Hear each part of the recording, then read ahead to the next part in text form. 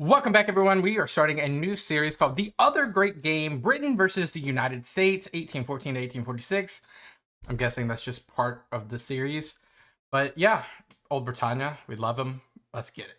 On Christmas Eve 1814, the Treaty of Ghent was signed, bringing to an end the War of 1812.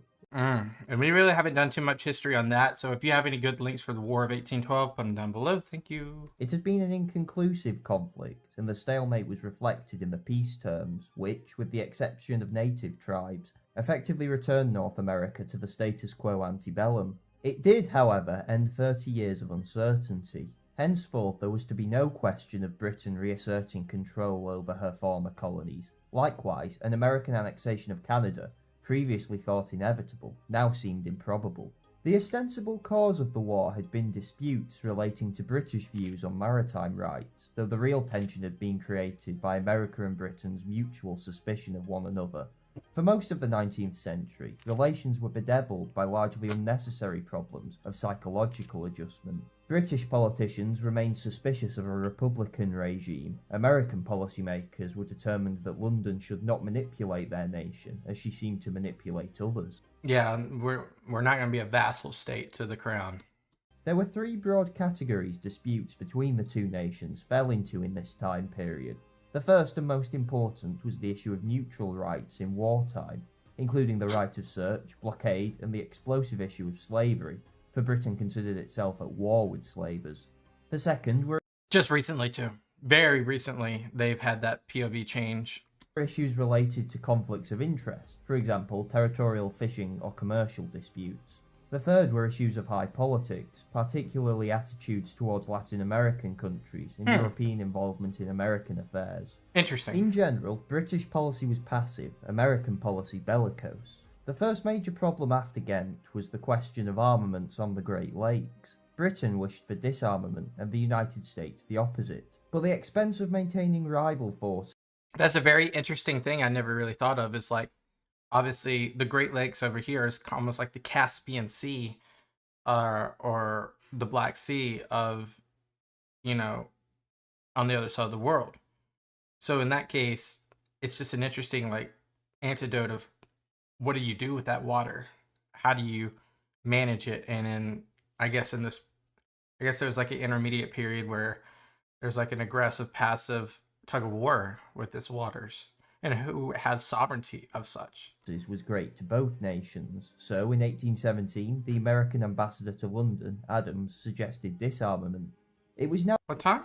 17, the American ambassador to London, Adams, suggested disarmament. It was now Britain's turn to play coy. A section of the cabinet thought doing so would leave Canada defenceless. The British Foreign Secretary, Castlereagh, was however willing to negotiate. In 1817, the Rush-Bagot Agreement was prepared and ratified by the Senate the next year. Each power was restricted to only 4 lightly armed boats on all lakes, effectively neutralising them, and thus the American-Canadian frontier was opened. Castlereagh hoped to build on this positive step and resolve further issues, particularly the question of commercial rights, where Britain hoped to take part in the interstate carrying trade, whilst America wanted the West Indian colonies to be open to their merchants. But the commercial convention... Well, yeah, that should be obvious too. The Caribbean, or the West Indies, and the sphere of influence. I know there's British territories all throughout there, but definitely calls for American, not interventionism, but free trade. The Convention of 1818 failed to satisfy either power. It did, however, touch upon some other points of dispute. The Tsar was asked to arbitrate on the matter of what compensation Britain would pay for slaves who had fled to them for protection in the war. Whilst it proved impossible to reach an agreement on the main Canada boundary, Wait. protection in the war, what compensation?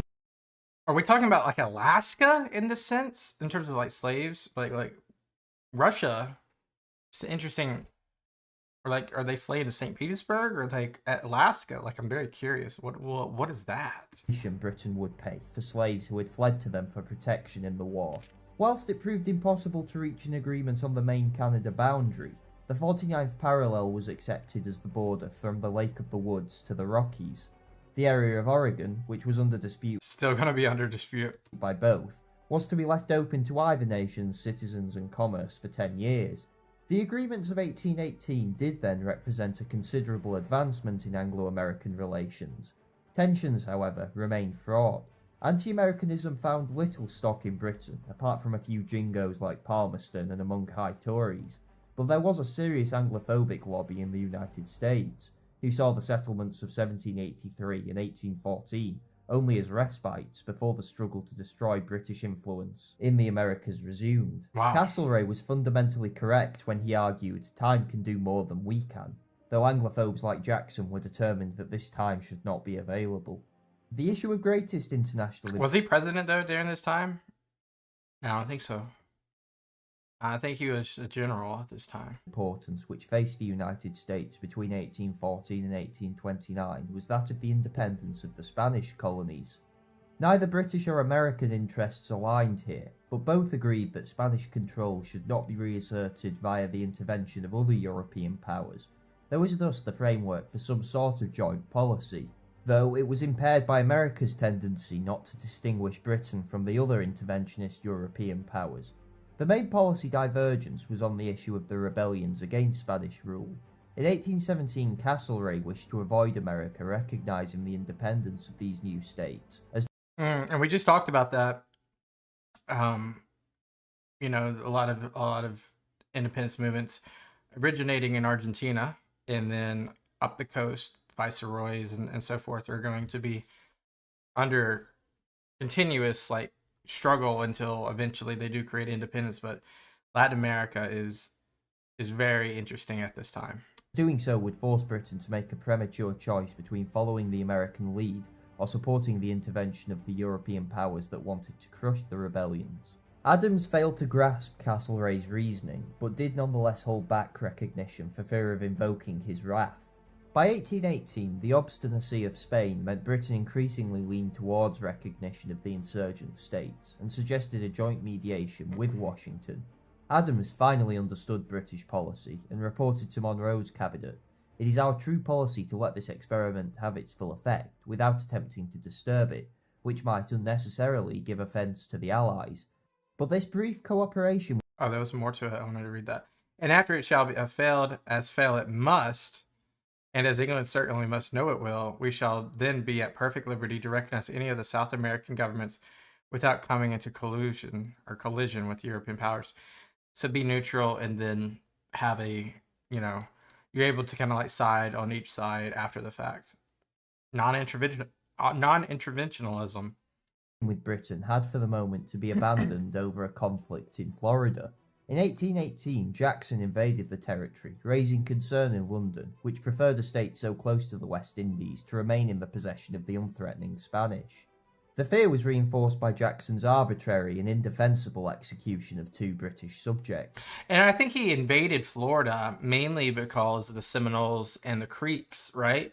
Now there was conquest and there was the manifest destiny of getting Florida, but there was a lot of variables of national security with harboring potential enemies of the state, enemies of the country, the United States, those being the Muskegee/Creek and or Seminoles and other tribes that are in that area. Now there's also other factors and variables to that, of course, but I'm telling you, on the optics level, it was mostly due to the Native Americans that lived in that area that they were going to expel.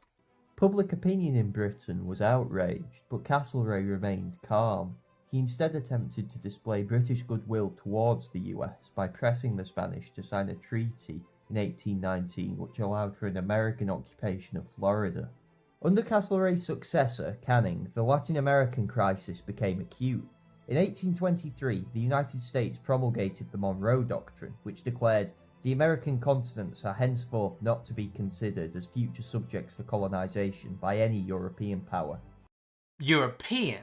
Now, if it's an American, it's all up for grabs. But that's not what it means. I'm just messing with you guys. But yeah, this is a very interesting doctrine. That who signed it all? That's my interest right here. Who agreed to it? Because you can have a decree, but who agrees to your decree? The most interesting aspect of this was that it was an assertion of an unenforceable ideal. American resources were unequal to the requirements of such a policy, and hence many in Europe thought it must have been drawn up in cooperation with Canning. This was false, but the disconcertion the impression caused in European courts suited him well enough. In 1824, he declared, "The effect of the ultra-liberalism of our Yankee cooperators on the ultra-despotism of our Aix-la Chapelle allies gives me just the balance I wanted." Oh. When the liberation of Spanish America came, and Britain extended diplomatic recognition, it was achieved in a fashion most favourable to British interests, though Canning was under no illusions that the United States still held ambitions of domination in the region. Well, yeah. Initially, American opinion had been favourable to Canning's recognition of the insurgents. This quickly changed as it became clear to now President Adams that British and US interests were opposed in the region. South American states discovered that Canning's policy of non-intervention in the area would protect them from both Europe and the United States. They were thus inclined to draw closer to Britain rather than America. The dispute over Cuba in particular reinforced this point. Well, that's going to be disputed for a long time, though. The island remained under Spanish control, and until like 1898, right? In 1826, the Latin American states met to work out a framework for some kind of invasion. The US denounced any possible annexation, and thus created the entirely correct impression she had designs on the island herself. Canning further trapped the Americans by proposing a self-denying ordinance on the issue, that they obviously refused. The affair made it clear that whilst British policy was generally based upon commercial interests, That's always been on commercial interests. The United States was territorial. Thus, Adams had to recognise the balance of power in the region had shifted in Britain's favour. On the 3rd of January 1820, Clay told the Republic of Plata that the Monroe Doctrine must not be seen as conveying any pledge or obligation, the performance of which foreign nations have a right to demand. In effect, the Monroe Doctrine had been suspended, primarily as a result of British policy. Clay's irritation soon made itself manifest in a resuscitation of petty squabbles. Postures taken up in Congress seemed to suggest an American right to dictate trade policy in the West Indies, an area the British were particularly sensitive. On the 26th of July 1826, an order in council prohibited all West Indian American... Can you, by the way, for those that really haven't a good grip on economic and mercantilism in this day and age, what were the key exports of these areas or imports for Britain? Like, what were the imports for Britain in this area? Was it mainly sugar cane, coffee, other means? Like, I'm thinking sugar is like number one, right? But then like other things I'm not too keen on in terms of like the economic and trade that's happening in this region. Can trade in American ships. Adams then refused to allow British West Indian men to enter American ports. The result was disastrous for West Indian trade. There was also a total failure to convince the US to accept British anti-slaving measures, though this was understandable in view of the difficult domestic opposition Washington faced. The fall of Adams did little to improve relations. Jackson, the idol of the Democratic Party, was hardly the man to work with Palmerston. Yeah, very different guy. Who had both an instinctive fear and contempt of Jackson's extension of the suffrage. But in the 1830s, relations did begin to ease. The US continued its territorial expansion, bringing into question once more the issue of the northern border and British fears, especially after the Senate refused to accept a very favourable settlement from the Dutch King's arbitration. Oh, that's something, that's a little anecdotal piece of history I didn't know right here. In 1831. The security of Canada, the principal aim of Britain's American policy in this period, was further jeopardised by the 1837 rebellion. Though it was suppressed, it garnered substantial support in the US, and insurgents assembled on the American side of the Niagara, causing loyalist Canadian militias to cross the frontier to put them to flight. President Van Buren was calm and conciliatory throughout, and attempted to control extremists, for which Palmerston was very grateful. Yet anti-British feeling ran high, and the MacLeod case of 1840 to 1841 did nothing to assuage passions. Palmerston declared that if MacLeod were executed, there would be war. Whoa. So, MacLeod case, Canadian that bragged about having killed Americans during the Carolina Fair. Arrested in New York and charged with murder. Is there empirical evidence to this? Not to the arrest, but to the murder. Britain claimed he had acted under orders, but New York refused to acknowledge federal jurisdiction in the case. Eventually acquitted under heavy British pressure that a possible reignition of a War of 1812 could occur. The Americans gave way, and MacLeod, a fool deserving of little sympathy, was released. The major obstacle to good relations, apart from traditional Anglophobia in America, was the belief that Britain was determined to prevent the natural expansion of the United States. Every minor dispute came to be regarded in America as a test of national virility. Territorial disputes continued in the North, and local feeling ran high.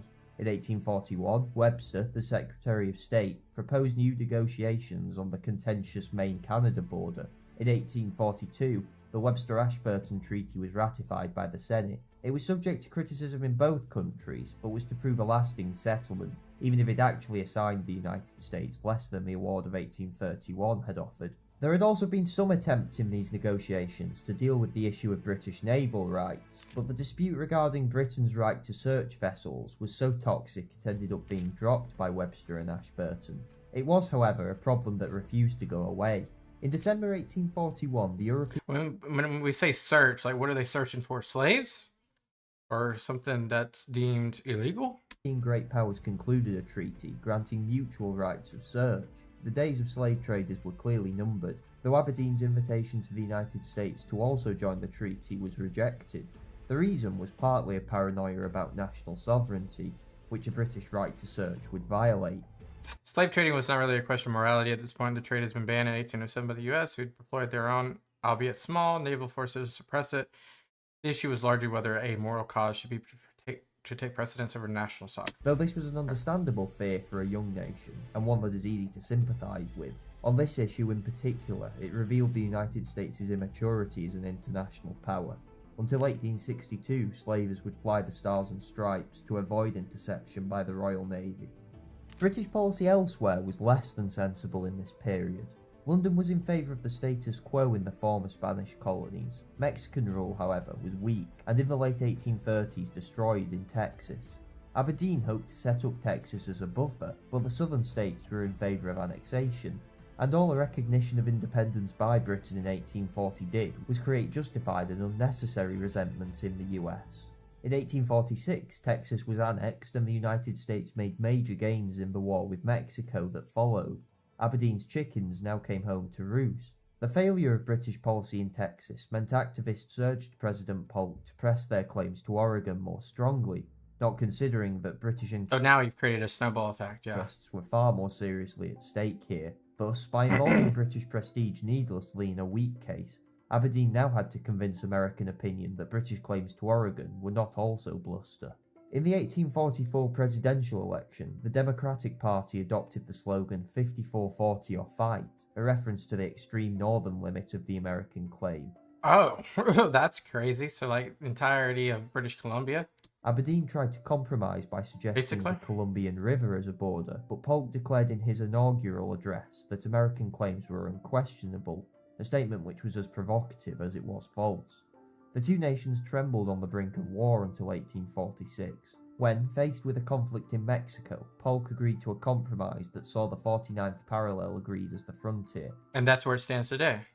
Which, apart from a slight alteration in 1871, and what was that to do with? Decided the American-Canadian border and removed a serious point of conflict.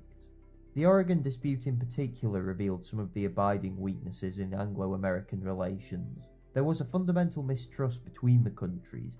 Each nation suspected the other of illegitimate ambitions. British foreign secretaries tended to see the United States as a brash, insensitive power, seeking domination of the New World and its trade.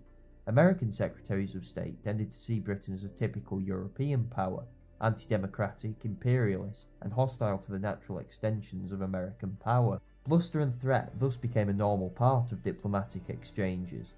Palmerston declared, with such cunning fellows as these Yankees, it never answers to give way, whilst Polk summed up the American position in arguing, the only way to treat John Bull is to look him in the eye. When views such as these were predominant among policymakers, it is hardly surprising that Anglo-American relations could not settle down. Wow. Just a plethora of history in this 32-year form of documentary. Wow. So we basically saw after the War of 1812, the treaty, we saw a renewed relations set up. We saw a continuation of back and forth around like the West Indies and the Caribbean and free trade. We saw a continuation of like harking on slave traders, and now that's kind of like gone over the wayside comparatively to like other means of conflict, whether it be the Great Lakes disarmament or the little thing in Maine or Niagara or even the Oregon Territory being the biggest thing, but also trying to buffer out Texas and give Latin America more of a kind of like trying to tug of war between independence and royalty between the two, but then also the Monroe Doctrine being a piece of legislature that, like I said, I'm wondering, who signed that besides the United States? I'm not too sure about that, but more or less, you have Canada, you have that British Guyana, can't remember, but you obviously have some foothold. What is that territory in Central America, right by the Yucatan? I'm not sure what that is either, but you obviously have Jamaica and some of the Caribbean, Bermuda, etc., etc. But yeah, this is the great game. This is the first episode. I think there's like 4 or 5, so we'll do all of them. And I appreciate you guys so much. Leave me some video suggestions down below. I'll see you guys next time. Have a great rest of your day. Peace out. Bye-bye.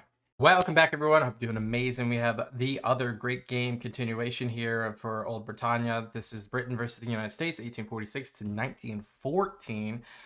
So it looks like we're going to be covering like 70 years in this episode.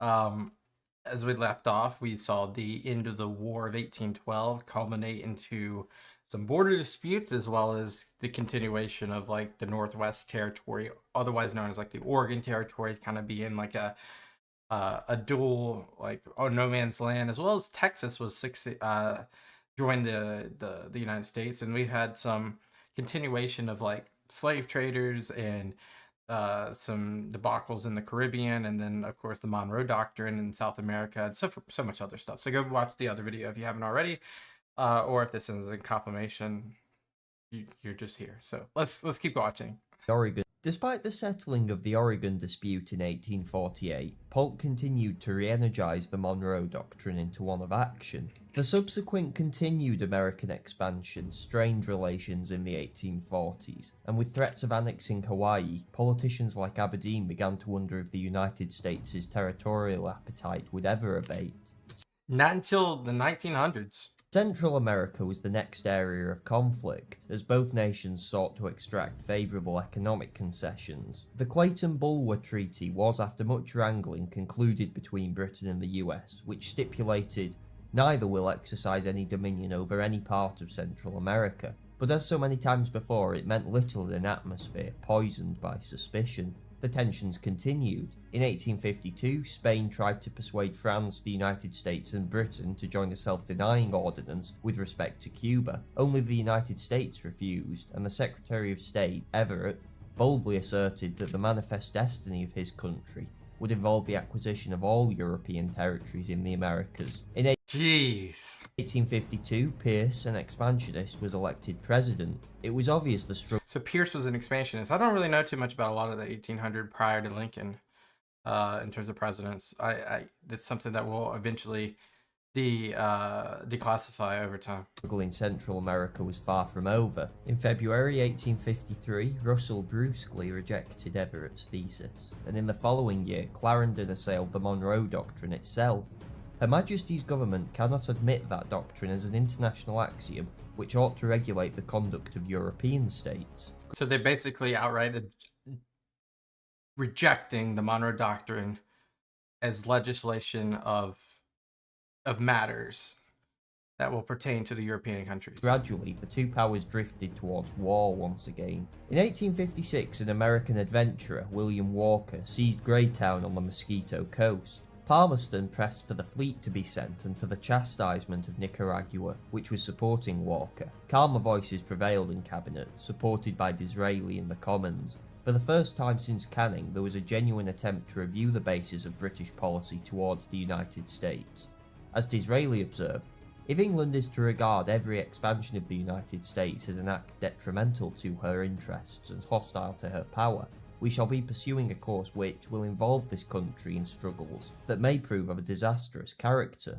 Britain began recognising that in areas her interests were not significantly at stake, competing with the United States could only be to her detriment. Thus, between 1859 and 1860, a series of treaties were negotiated between Britain and the republics of Central America, surrendering many of the British claims and bringing to an end conflict in this era. But there's still like I don't know what part of Central America that is. If that's Belize or whatnot. I'm sorry, I'm not that geographically inclined when it comes to Central America, but right below the Yucatan, where there's definitely some red associating itself with Britain. What is that? Part of the reason for Britain's retreat in these areas was the changing economic relationship between the two. The United States had started the century dependent on imports from British industry.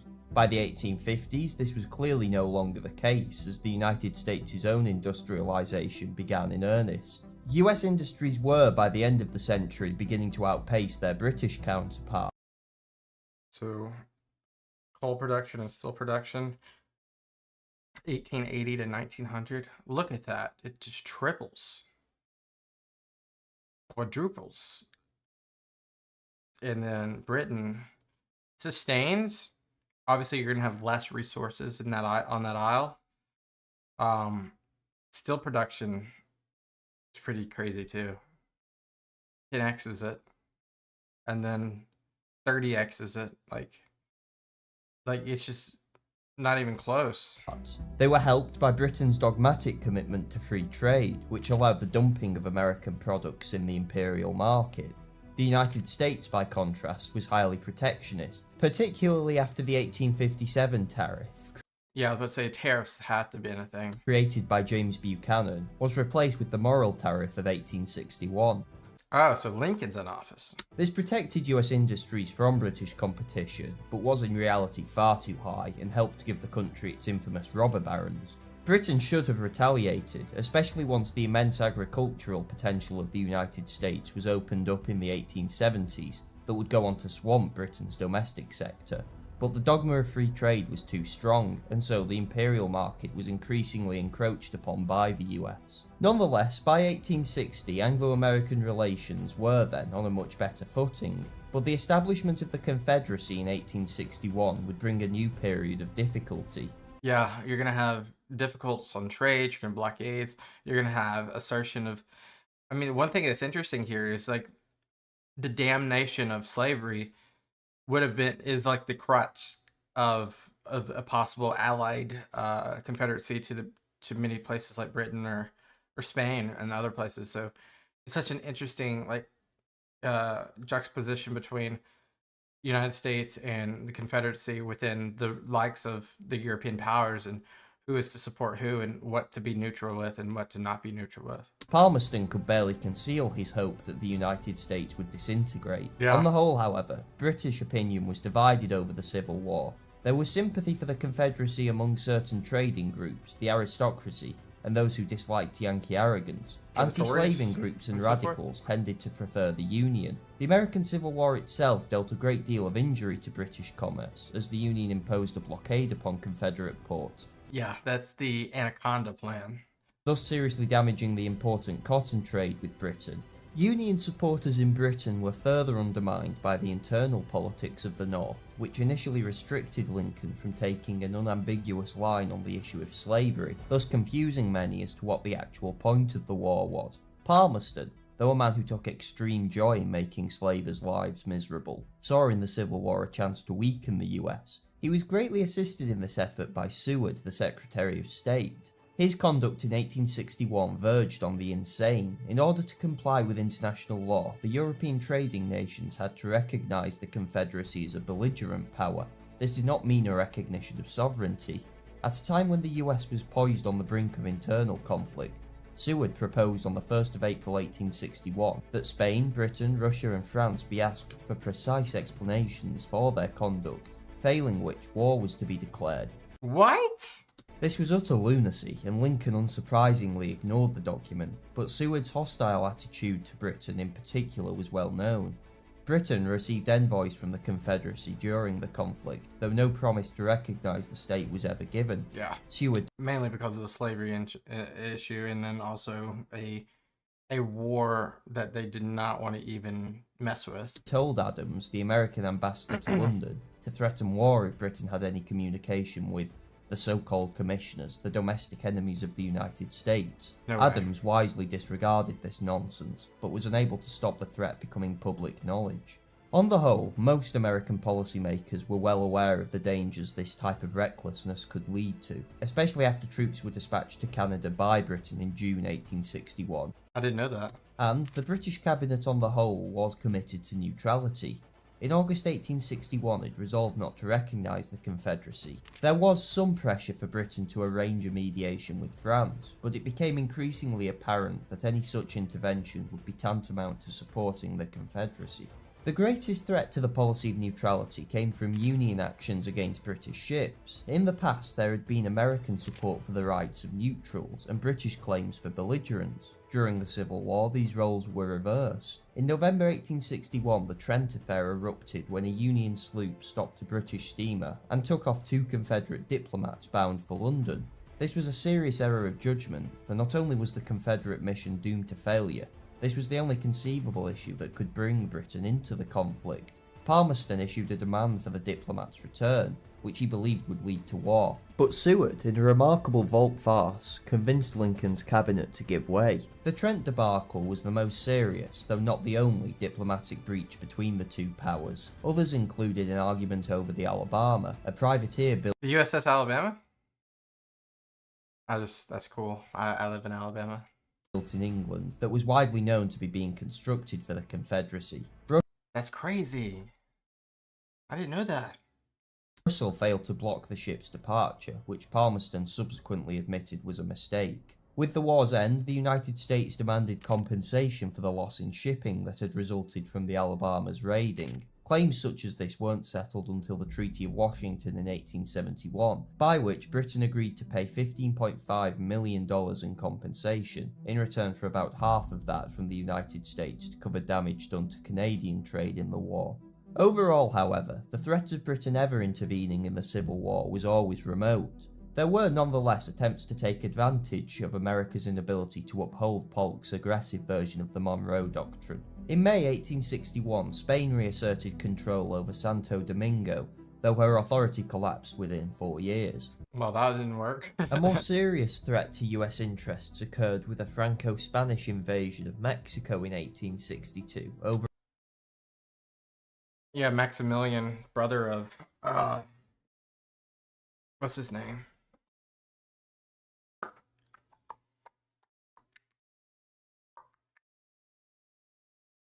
It's escaping me. Is it Franz Joseph? The Austrian emperor.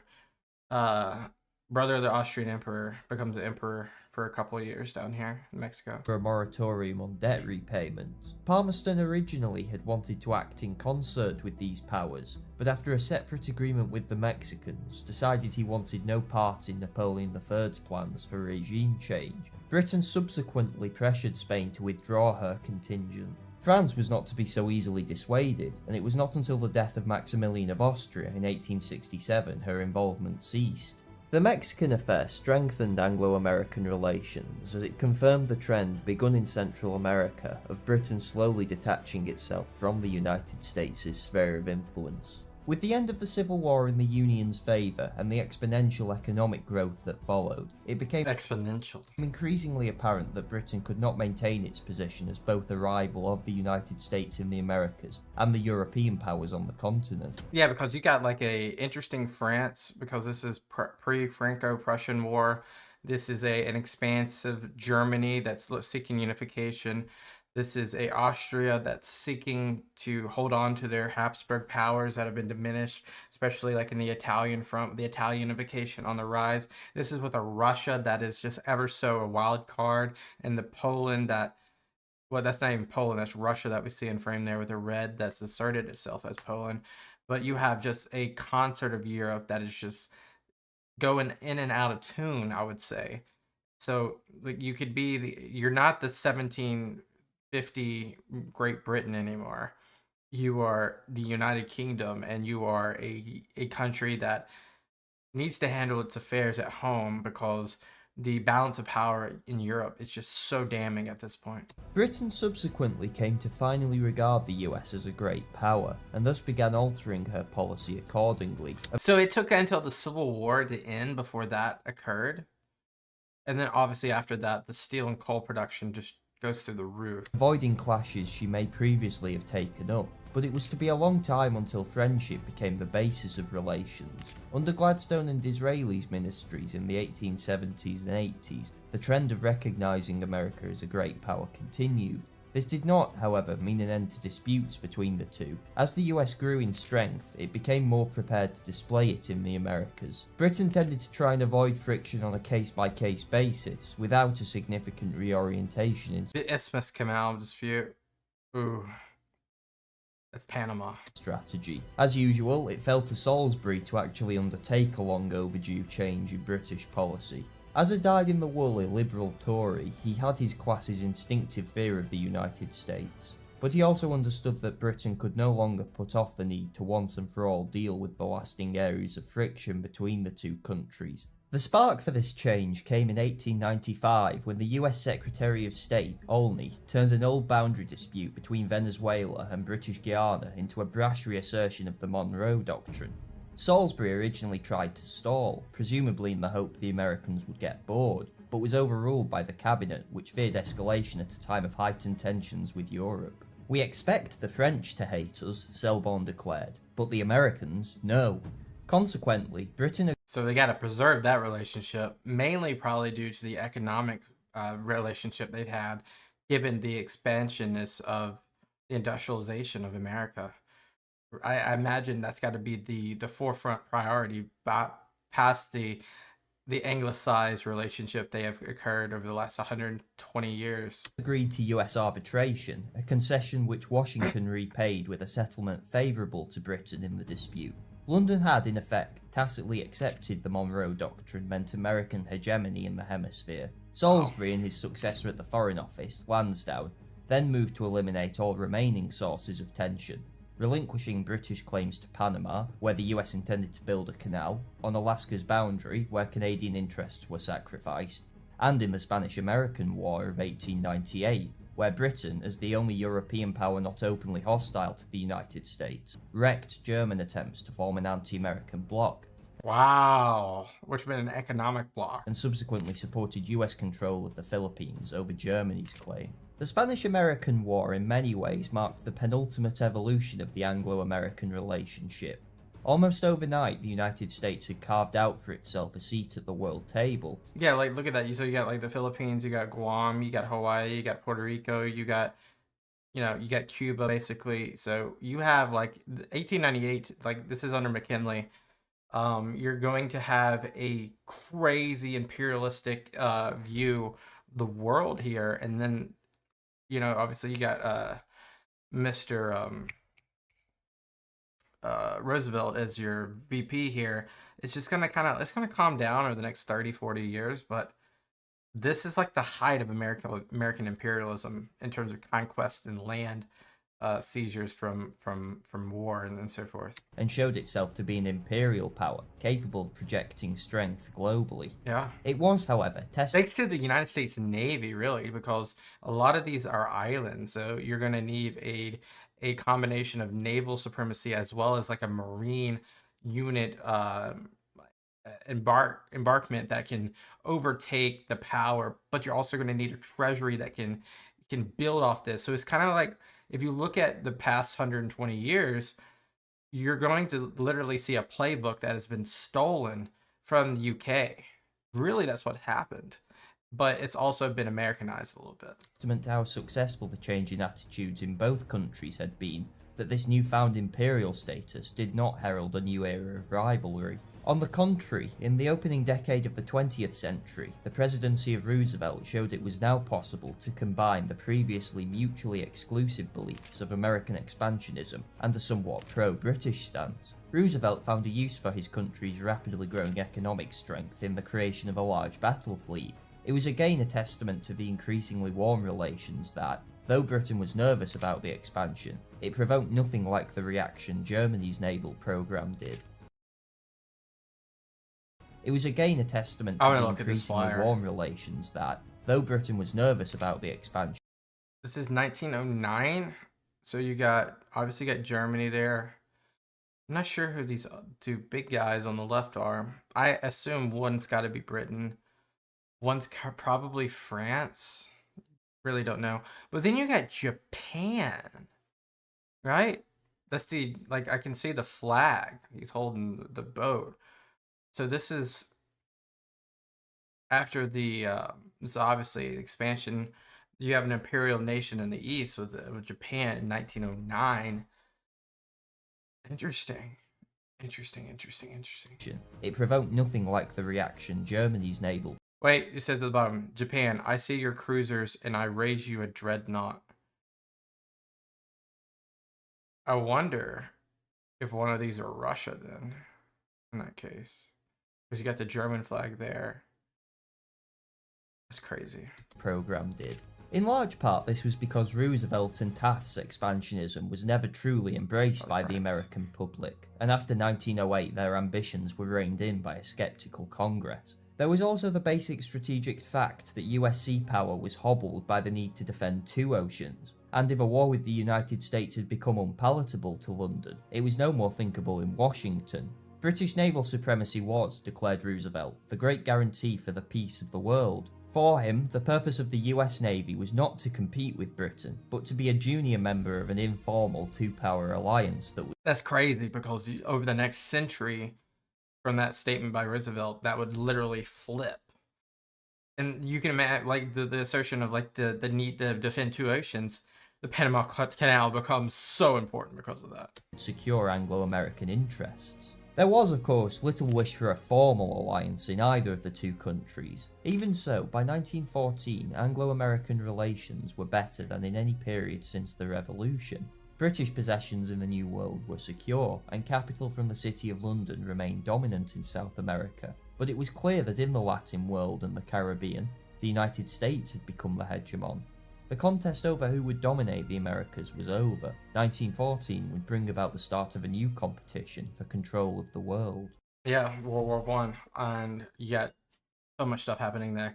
This is interesting, I love these videos because it really tells us the story, the political story, and the back channels and the conversations and the spectrum of policy and where that entails, where, who entails where, and what countries are involved, what countries are staying on the sidelines, and so forth. Obviously, you have a very, you have a heightened U.S. now with imperial ambition that we don't really know where that's going to go, especially in the 1910s. You have a Europe that's on the brink of collapse of war. We know that, with nationalism and innovation and alliances and all the other stuff. But in terms of Britain here and the relationship with the United States, it seems like just through time alone and just pragmatic conversation, it has evolved. It's evolved in such a way to where they are on stable ground. And there's not really a need. There is not a fight to be had because there isn't a resource or a particular piece of land or a piece of idealism that is threatened per se. You had that in the Civil War, a destabilized U.S., a blockade, an economic blockade, and so forth. You had it then. But since the years have passed, with the production in the United States has boomed, you really become a partnership. Really fun story that we are unwinding here. I think there's 5 or 6 parts to this, so I can't wait to do the others. Appreciate you guys as always. Consider subscribing. I can't talk. Consider subscribing, and maybe I can talk. Peace out, guys. Bye-bye. Welcome back, everyone. The great game, the other great game, Britain for the United States, 1914 to 1922. We know this is going to be heavily, particularly on the World War I, on the Great War, and then a little bit after that. Let's jump right in. Upon the outbreak of the First World War in 1914, there seemed little reason on either side of the Atlantic to suppose that the conflict should involve the United States, though a small minority, including Roosevelt, began to press for American intervention on the side of the Entente. The Wilson administration declared the country's neutrality with popular support. This suited Britain well enough in 1914. However, once hopes for a short conflict had been swept aside, potential problems in the Anglo-American relationship began to reveal themselves. British strategy relied on using the strength of the Royal Navy to blockade the Central Powers. The nature of blockade inevitably meant intercepting American trade with the European continent to starve Germany of supplies. At the start of the conflict, Britain defined the parameters of the blockade fairly laxly. As a result of fierce American protests, contraband was limited to just war material and supplies destined for the German military. I mean, the German military is just impressive at this point with what they can do. Obviously, trench warfare through Belgium and France is going to limit a lot of the expansiveness that they will see, obviously, in World War II. Nevertheless, in terms of the naval side, they do have a contingent of naval ships, Germany does. But the real secret weapon, obviously, is going to be the U-boats, the U-boat warfare, which, of course, will eventually bring the United States into the fold. But interesting that this part of the sea is the only part of the sea that they are particularly blockading, given if they not have the intelligence of the U-boats, or if they do, how do they track them? It's very much a simple, it's an interesting thing. Let's keep going. Berlin's decision to engage in unrestricted submarine warfare in 1915, however, saw Britain widen the definition of contraband to include almost all goods being imported into Germany. The fact that Britain had only expanded the blockade in response to German naval actions made it harder for the United States to decisively contest, especially after the sinking of the Lusitania in April 1915 by a German U-boat led to the death of 128 Americans, with the manifest showing it was carrying small arms ammunition not being considered sufficient justification for the German action. It also helped that whereas British diplomats were patient and accommodating where possible with Washington's concerns, and extremely careful in tailoring their policy not to overstep the limit of the American public's goodwill, their German counterparts tended to display a high-handed disregard for US opinions. Nonetheless, tensions with Washington over the blockade remained fraught. And what does their diplomacy look like with Germany over the last 130 years? You know, a lot of that they're Prussia. So, what was our diplomacy like?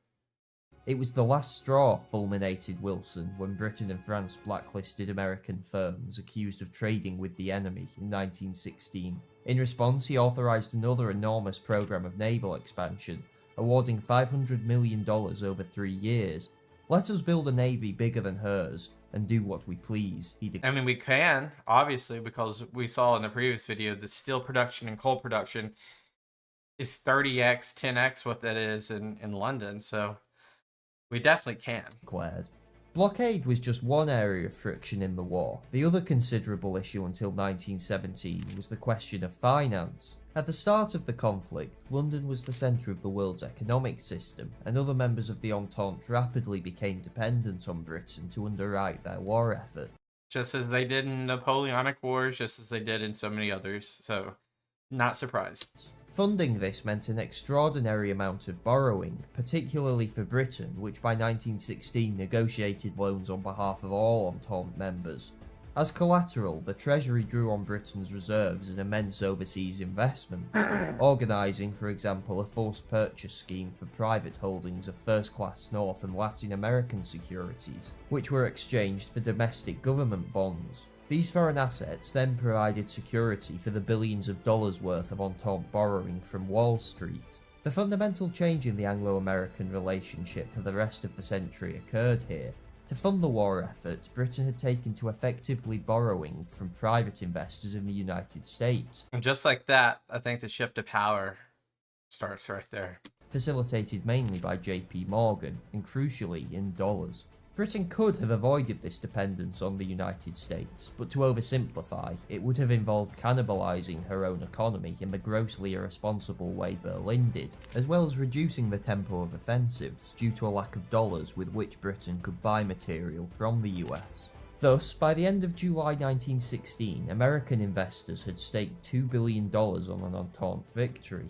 The problem facing the Wilson administration was that this would soon make the United States' investment in the Entente war effort too big to fail. For Wilson, the rapidly mounting British debt promised to cause real problems for his grand strategy. Unlike Roosevelt, who saw the war as a chance for the US to finally establish itself as a great power equal to the Europeans via intervention in the conflict, Wilson believed it was an opportunity to usurp them totally, without intervention. I mean, against Roosevelt's point, we definitely already are a great power at this time, given what happened in 1898, as well as like the industrial and economic gains that we've made in the last 40 years.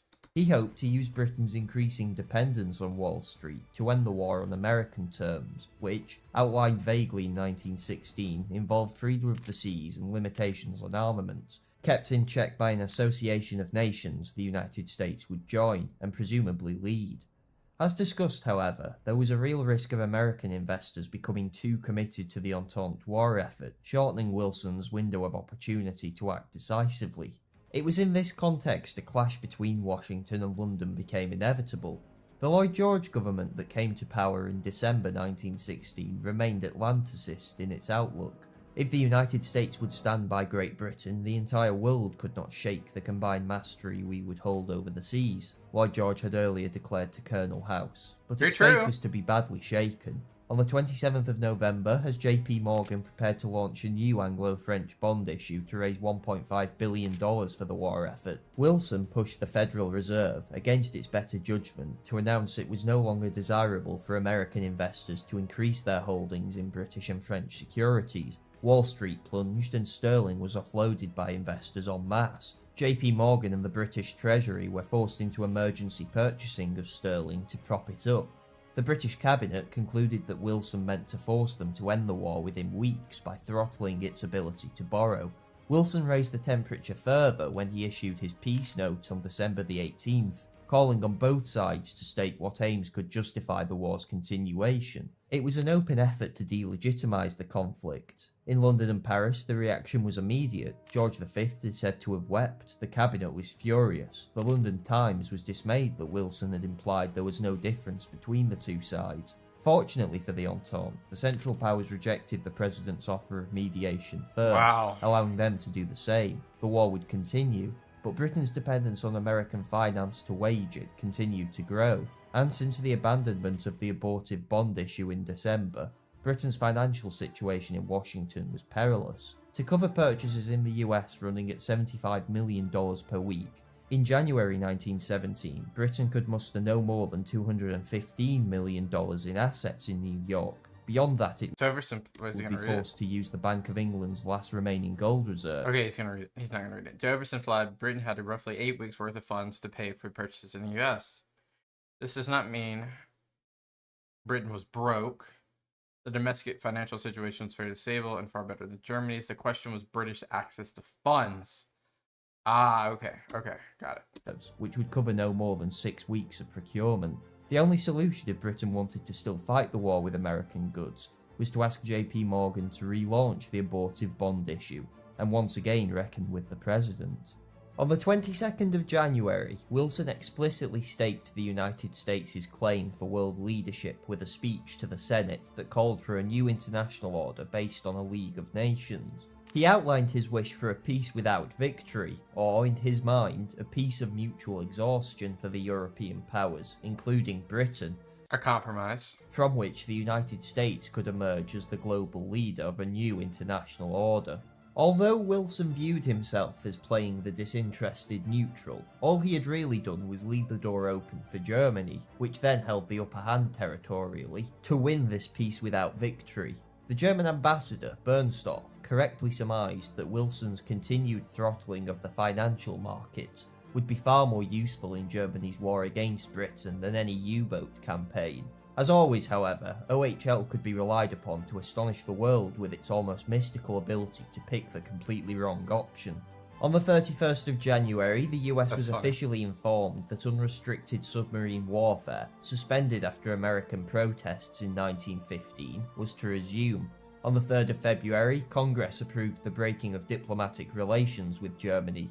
Wilson was to be robbed of his chance to play the role of global peace arbiter. Many in Wilson's administration now wanted to commit the nation fully to the Entente, and despite the fact that such an alliance may well upend London's leadership of the nations ranged against Germany, Britain was quick to push for the entry of the United States. Morgan's cannot be regarded as a substitute for the proper diplomatic authorities, announced the ambassador to Washington. Very true, like, where's the president?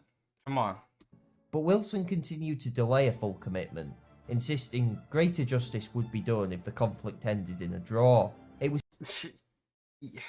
yeah, but it's finally the lunatic, even by OHL standards, Zimmerman telegram, which invited Mexico to attack the US, that finally forced Wilson's hand. On April the 2nd, he abandoned what a Hail Mary that was too. Once and for all his hopes of America playing the disinterested arbiter, and asked Congress to declare war on Germany. Even now, however, Washington's support was qualified. The United States did not join the conflict as a full member of the Entente, but as an associate power. Wilson was determined that the US was still to play the role of world arbiter he had arranged for it. Even so, it cannot be understated how important American entry was for the Entente war effort. In the summer of 1917, there was a very real risk of Britain defaulting on its loans from Wall Street since 1915. The US declaration of war thus provided enormous relief, with Washington providing Britain an unprecedented $250 million advance in April, with over $3 billion to follow pending congressional approval. $3 billion? Dang, that's crazy, especially back then. The fact it took Congress longer than expected showed just how dependent Britain had become on the US. In the last days of June 1917, Britain came within hours of insolvency. But with the US as a co-belligerent, the real risk to Britain and the Entente was gone. Instead of the uncertainty surrounding private finance from Wall Street, Britain was now able to rely on the more stable government-to-government lending. American troops arrived slower than expected to Europe, so much. That's London. Yeah, that's right in front of Buckingham. So that the Entente came within a hair's breadth of losing the war in the 1918 German offensives. Britain might be forced into complete dependence on the United States to protect against a German-dominated Europe, shrieked some hysterical British statesmen. Ultimately, the crisis unified rather than split the alliance, and British shipping was freed up to rush 250,000 Americans across the Atlantic every month in mid-1918. Their contribution in the actual fighting was mainly in psychological rather than quantifiable military terms. The arrival of American troops undoubtedly buoyed the morale of all Entente armies, though it was largely Anglo-French troops and material that delivered the string of shattering blows to the German military in late 1918. Which is a different story for a different time, talking about, how the, well, there's a lot going on for World War I, the Great War. I really want to get into more history around the Great War. We will in time. But yeah, that front right there from the sea to like Luxembourg is crazy. It's a crazy trench warfare that has gone on for 4 years, 5 years almost, and forced them to an armistice. 4 years. The question of who would dictate the peace was then an open-ended one. Britain and France had undeniably won the war against Germany, yet they had done it on the back of American finance, which factor entitled which power to a greater voice at the Paris Peace Conference in 1919 wasn't clear. Although American negotiators realised the practical necessity of working with Britain in particular, Wilson certainly believed he knew who should dictate the terms. He declared the US would force them to our way of thinking when the war was over. By that time, he calculated, they will be financially in our hands. In early 1918, Wilson had announced his 14 points as... Right, so let's go over them. The end of secret diplomacy, freedom of the seas, removal of economic barriers between states, reduction in armaments, impartial adjustment of colonial claims, German withdrawal from Russia, Belgium, and France, Italy frontiers readjusted along the lines of nationality. Um, can't remember what. I think that's mainly for Austria's sake, against Austria. Autonomous development for the peoples of Austria, Hungary. I think that's more towards Hungary. The Balkan states are liberated. That's very interesting and huge. The end of Ottoman Empire. Creation of an independent Polish state, which is very, very huge. And a General Association of Nations to guarantee territorial integrity of states. Basically create an arbiter, a pre-UN. The basis for any peace. These lofty principles concealed the weakness that, according to Keynes, the president had thought out nothing. When it came to practice, his ideas were nebulous and incomplete. He had no plan, no scheme, no constructive ideas. Or as Clemenceau more bluntly put it, God has his 10 commandments, Wilson his 14 points. We shall see. Europe did see. Wilson's greatest contribution to the New World Order, sanctimony aside, was the League of Nations, an pre-UN basically. internationalist body designed to prevent future conflicts. Yet it was immediately rendered ineffective by the United States' refusal to join. Congress didn't join. Republicans in particular feared the wide commitments of the League threatened American sovereignty. The US would give back to George V what it took away from George III, warned. That's interesting. Give me the people that know, give me some more context. Like, why really did we not join the League of Nations? What was the main reasons? And I know there were probably a few, but what were the main reasons? Are they scared to join? Are they assuming that if they join, something's going to occur? XYZ. William Borough, and Britain, the only other great power, was in no position to enforce the League on her own. British delegates hardly distinguished themselves as far-sighted visionaries either, and there were as many conflicting aims in the British Party as there were statesmen attending the conference. Lloyd George, the deceiving half-human goat-footed bard in Keynes' Dang! Is he not liked? View, wasn't much trusted by anyone, and thus his attempts to bridge the gap between French revanchism and American idealism were always destined to be inadequate. The ultimate Versailles settlement, followed by further treaties with the other Central Powers, helped set the stage for another more disastrous war. An attempt to apply the Wilsonian principle of self-determination to an ancient continent crisscrossed by the racial and dynastic wars of a millennium proved unstable from the start. The immediate post-war era did nothing to reverse the new financial balance between Washington and London. Britain was owed around 4 times the £1 billion it owed the United States, though Balfour announced she would only collect what was needed to pay her debts to Washington, an offer that actually came off looking underhanded to both the French and the Americans. Britain continually asked the US to join in some form of debt write-down with them, to no avail. Wilson did offer to extend the deferral of interest that had previously been arranged on British loans, but wanted in return a formal commitment to avoid any discrimination against American trade in the imperial market, furiously rejected by the Chancellor. Britain's precarious financial position was worsened when debt repayment terms were finally arranged with the US in 1923. These saw London agree to repay $160 million a year, far in excess of what the Treasury thought feasible. Poor old Bonelaw, the new Prime Minister, was reduced to complaining anonymously in the Times. It was a remarkable turnaround in the financial relationship between the two powers, although the ultimate display of the new basis for Anglo-American relations had been a year earlier at the 1922 Washington Naval Conference. At the conference, Britain, who in a striking bit of symbolism was invited on the same terms as Italy and France, agreed to naval parity in capital ships with the United States. It was a very public display that Britannia no longer ruled the waves.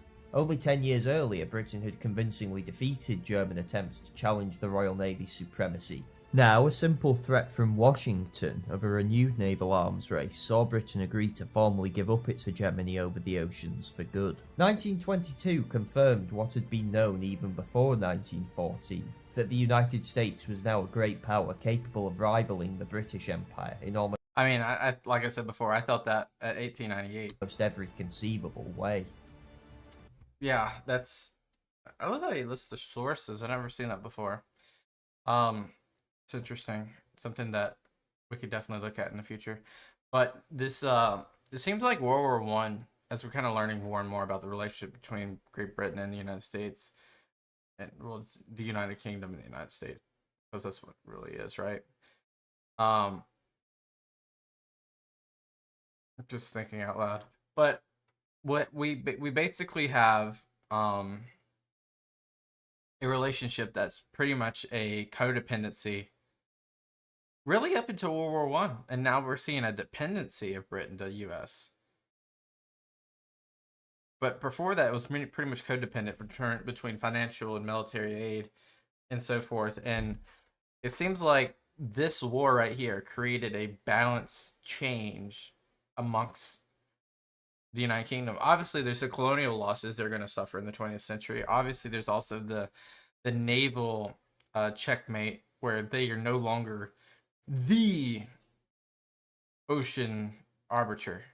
Now they will share that title with other great powers: France, Germany, XYZ, future Japan at this point too. Really, like Japan's also got a naval power that would rival Britain, I would say, at this time. Um, Obviously the United States, that goes without saying. But it's interesting though to see like the dynamic really shift right here at the World War I, and then how this next how the 1920s and 30s will go. You'll see one of the same some of the same when it comes to the codependency to dependency. So you'll go to codependency to dependency. However, the United States definitely the it's a spectrum. It's not like a black and white. I would say there's still a little bit of codependency probably between the United States and Britain, but it's probably like 75-25, 75% dependent UK dependent on Britain, 25% vice versa. And that just really has to do with an economic entry to the Europe. Obviously, we have probably good diplomacy with the other European states, but to a default, UK has a really interesting buying force that will allow us to continuously grow within the market. But whether it be like the different tycoons in the United States, or the industrial growth or in our GDP growth that occurs from businesses and resources being used, that really allows us, as we've seen in the last 30-40 years with our steel production, coal production, and everything else going, with the railroads and every other technology just innovating, becomes it just festers to create a power of this magnitude. Especially, I mean, if you think about, like, if the United Kingdom is as big as like what, like a couple of the United States. So like in territory alone, the vast resources, and we have two oceans. We're pretty much hegemonic at this point. Not quite. I wouldn't say we're hegemonic till probably the 1960s. Well, actually, I would say no. Actually, I would say the 90s. Actually, to be 100% fair, we are a hegemonic power, uh, for the most part. In co we're co-hegemonic with Russia, to like, I don't know. We'll have to learn a little bit more about it, but probably the 70s or 80s when they start to go the opposite direction. And then at this point, we're still the hegemonic power in the United States. Or sorry, in the world. I mean, you can definitely say China, but in terms of like influence in the US dollar, still pretty strong. But it's an interesting this is an interesting dynamic that I'm learning. Leave me some context below, because I mean, Old Britannia he's really smart. He's a really smart dude. So he knows exactly what he's talking about. But leave me some context, leave me some video suggestions down below. I appreciate you guys as always. Peace out and bye-bye. Welcome back, everyone. I hope you're doing amazing. This is The Great Game, Britain versus the United States, 1922 to 1941. Of course, we've done 3 previous videos already in this series, where we've done 1812 to like 1846 like 1914, and then of course we did 14 to 22. This is 2020, or sorry, this is 1922 to 1941. So we have like the post League of Nations world, 1920s. So we're gonna have a whole different president in the United States. I think it's Harding. I'm pretty sure it's Harding. And then we have we're going to be all the way up to 1941. So I'm sure this is going to cover a lot about the economic situation between the countries, specifically what happens in 1929 with the Great Depression, and then maybe some other things that created. But we are also going to we're also going to see the Roaring Twenties here. We're also going to see the lead up to fascism in Europe, and see kind of like how maybe the two countries correspond to such a thing. A lot of things are happening at this point. So glad you're here. Let's go. The Washington Naval Treaty marked a turning point in the Anglo-American relationship. Though Balfour actually gained most of what Whitehall had wanted at the negotiations, the United States established itself, both symbolically and practically, as Britain's equal, and Washington's intention to use this newfound power became immediately clear. During the treaty negotiations, America had lobbied for an end to the Anglo-Japanese alliance in the Pacific. For 20 years, this had provided overstretched British naval resources immense relief in the Far East. Now, the possibility arose of negotiations stalling, and a naval race with the US that Britain could ill afford if the alliance was not jettisoned. The cabinet was divided. Curzon and the imperialist wing viewed Washington as unreliable and unlikely to offer much in the way of compensation. Pro-American figures like Churchill, however, believed satiating the US was worth the potential trouble of an unbound Japan. A completely correct... Is that a foreshadowing event? Like obviously that's correct. How did he know that? I mean, besides the complete invasion of Korea. Assessment with absolutely no problems 20 years down the line. When a British statesman voiced reservations about dropping the alliance to the incoming Secretary of State, Hughes, his response was a masterclass in diplomatic subtlety. "You would not be here to speak for Britain," Hughes ranted. "You would not be here speaking anywhere. England would not be able to speak at all. It is the Kaiser who would be heard if America, seeking nothing for herself but to save England, had not plunged into the war and won it. And you speak of obligations to Japan?" Okay. This is Hughes, who is the Secretary of State for the United States. So you see the bias. "You would not be speaking anywhere. England would not be able to speak at all. It is the Kaiser," who is, of course, the leader of Germany, Wilhelm II, I believe. Might not still be Wilhelm II, but in 1914 it was. All this in a grand crescendo, moving to a shouted climax.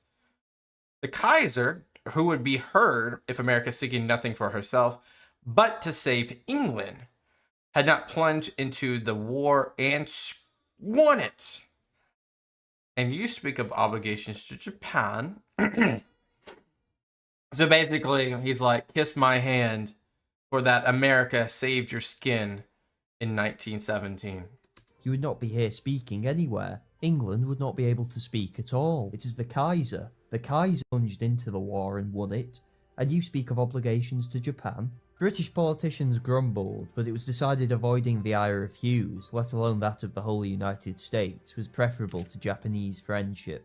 On the whole, however... I mean, as an economic partner, there's not a better one.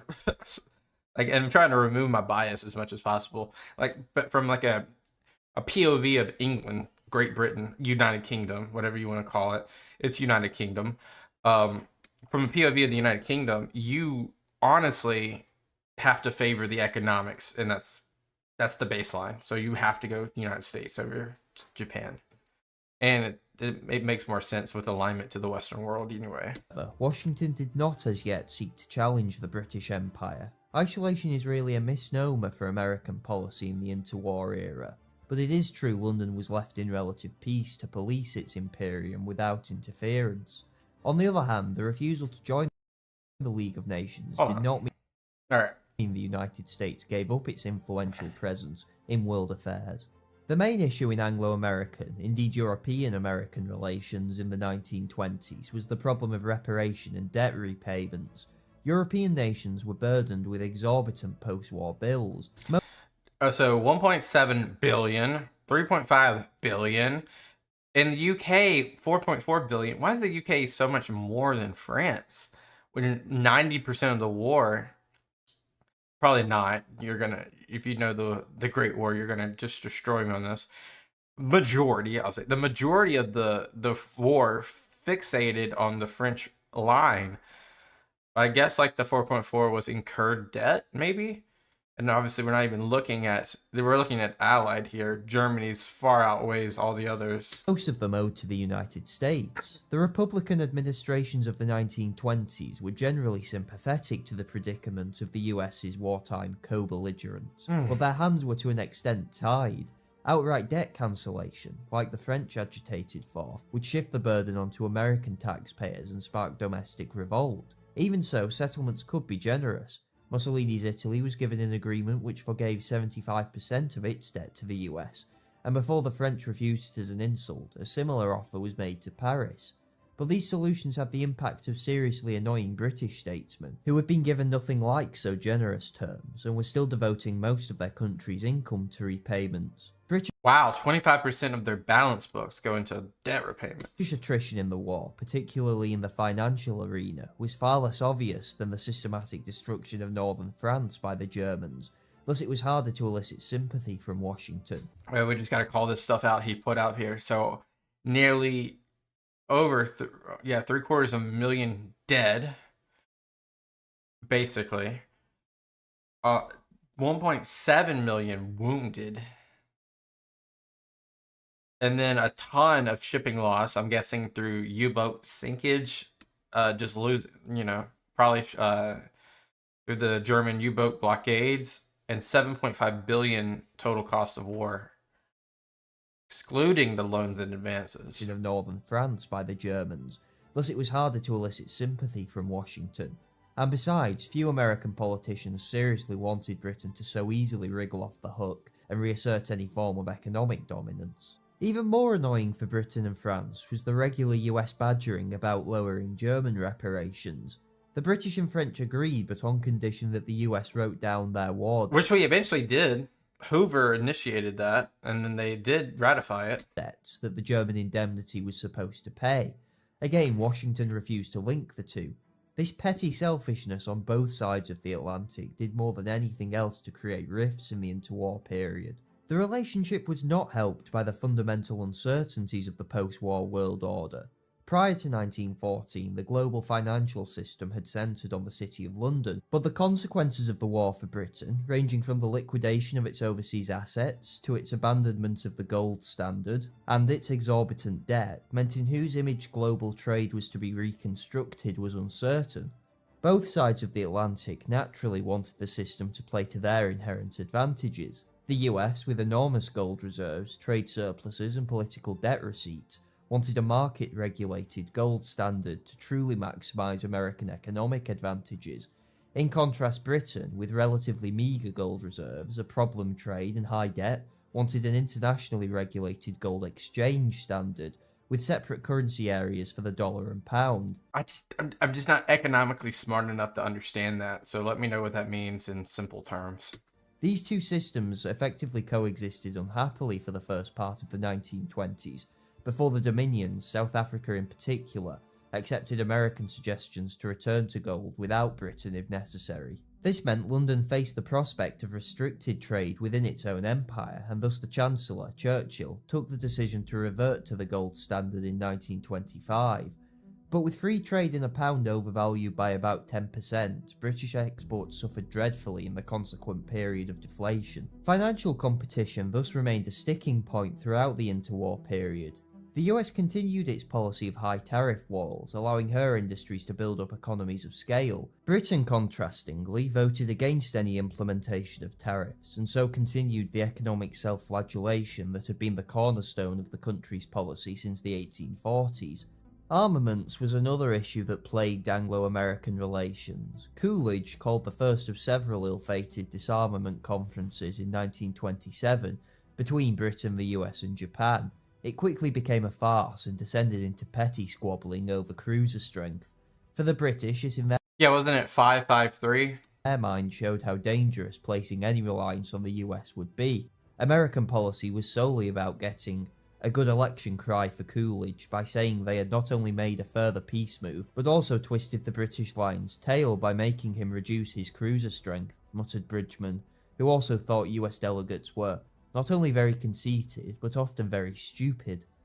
Wow. Unsurprisingly then, the Americans were of the opinion Britain seemed to have lost none of its old imperial arrogance. It would, however, be wrong to over-exaggerate disagreements in this period, although both nations famously had war plans drawn up in case of a conflict with one another. Which is insane to think about. That would be, I don't know, that would be very similar to the War of 1812, I would imagine. Up until like post World War II, I feel like that's a similar, like, I don't know, very similar circumstances. There are situations where the United States would win favorable terms and possibly take territory gains, but it would probably end up like a War of 1812. Never did tensions rise to the level of the mid-19th century, and by the late 1920s, issues surrounding reparations and debt repayments seemed to have finally disappeared from the diplomatic conversation as American loans to Germany allowed Berlin to pay the reparations with which Britain and France could repay Washington. It's a triangle. But suspicions remained on both sides. Hankey's exasperated protests sum up the British view succinctly. Time and time again we have been told that if we made this concession or that concession, we should secure goodwill in America.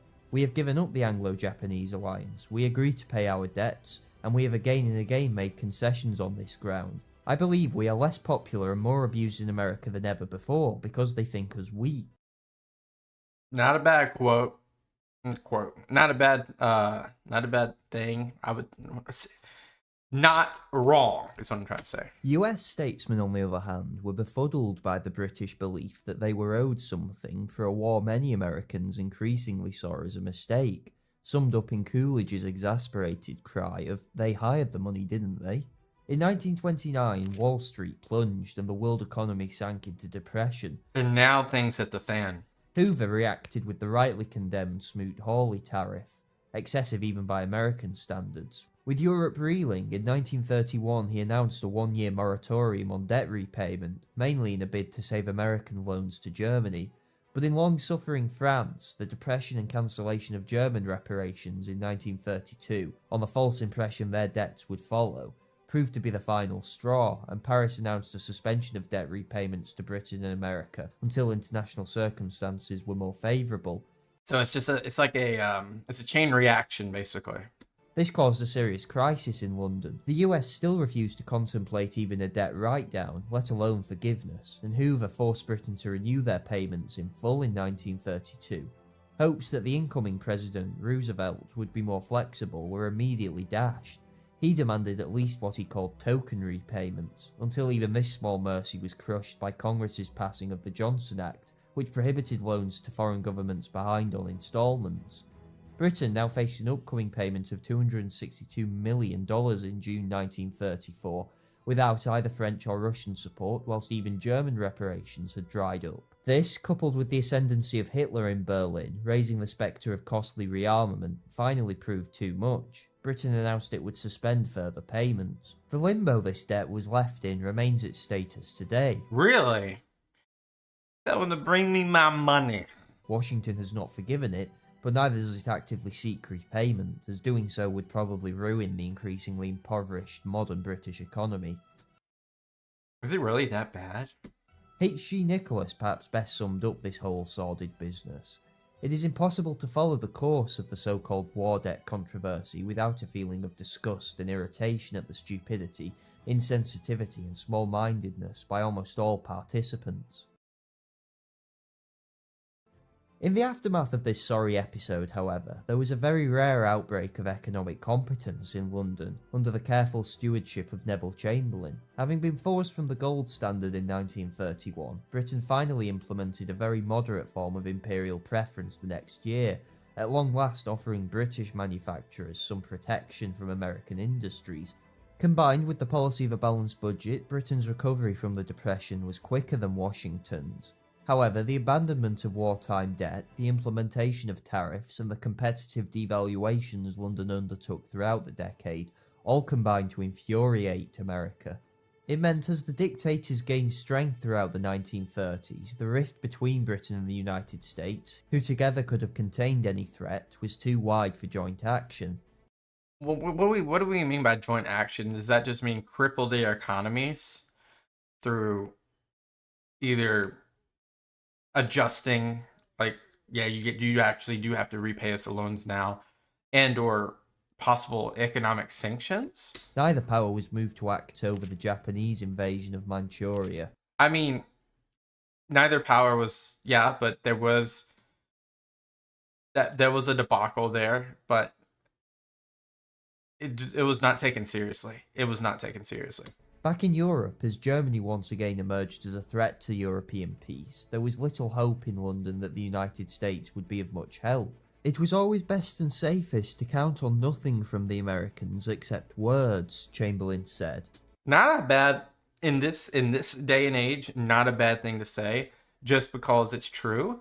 And secondly, most people in the United States did not want war, given that it was only 20 years since the last war that they were in. They were dragged in after told not that they were not going to be in that war. Now there's a possible hot, like there's like a festering hotness of possible conflict in Europe. Americans don't want any of it. Any of it. For the majority of British statesmen, their estimation of the United States was barely describable, and part of the reason for Chamberlain's caution in the lead up to the war. So they just, it looks like they just annexed Czechoslovakia. Was his acceptance that Britain would not be able to draw on the US this time. As a conflict became more likely, Congress passed the Johnson and Neutrality Acts. These restricted the sale of war material to belligerents and blocked the ability of those states that had defaulted on their Great War debts to borrow. If Britain and France then ended up in a long war with Germany, which they could well do if they went into the conflict unprepared, their ability to finance the campaign would be severely restricted. As the true barbarism of the German regime became apparent with events such as Kristallnacht and the occupation of Prague, US opinion began to shift. Though the public remained... Oh, that was Austria. I'm so stupid. They took Austria, now that's Czech. Staunchly isolationist, Roosevelt in particular began searching for ways to assist the Allies. Upon entering the Second World War, Chamberlain in no way imagined the United States would be involved. It was hoped and expected Britain would be able to... I mean, we really weren't. We weren't involved. And hold on, I'm not done talking. We weren't involved in the conflict which arose in Europe. Obviously, you guys know why we got involved. Like, it was not because of the European theater. It was simply because of the Pacific theater. Buy from the New World and overcome Germany in part by drawing on the US's immense resources, but the war was always expected to be confined to Europe. Yet Roosevelt was not sitting idly by. Even as German panzers prepared to tear through France, he announced his intention to build 60,000 aircraft.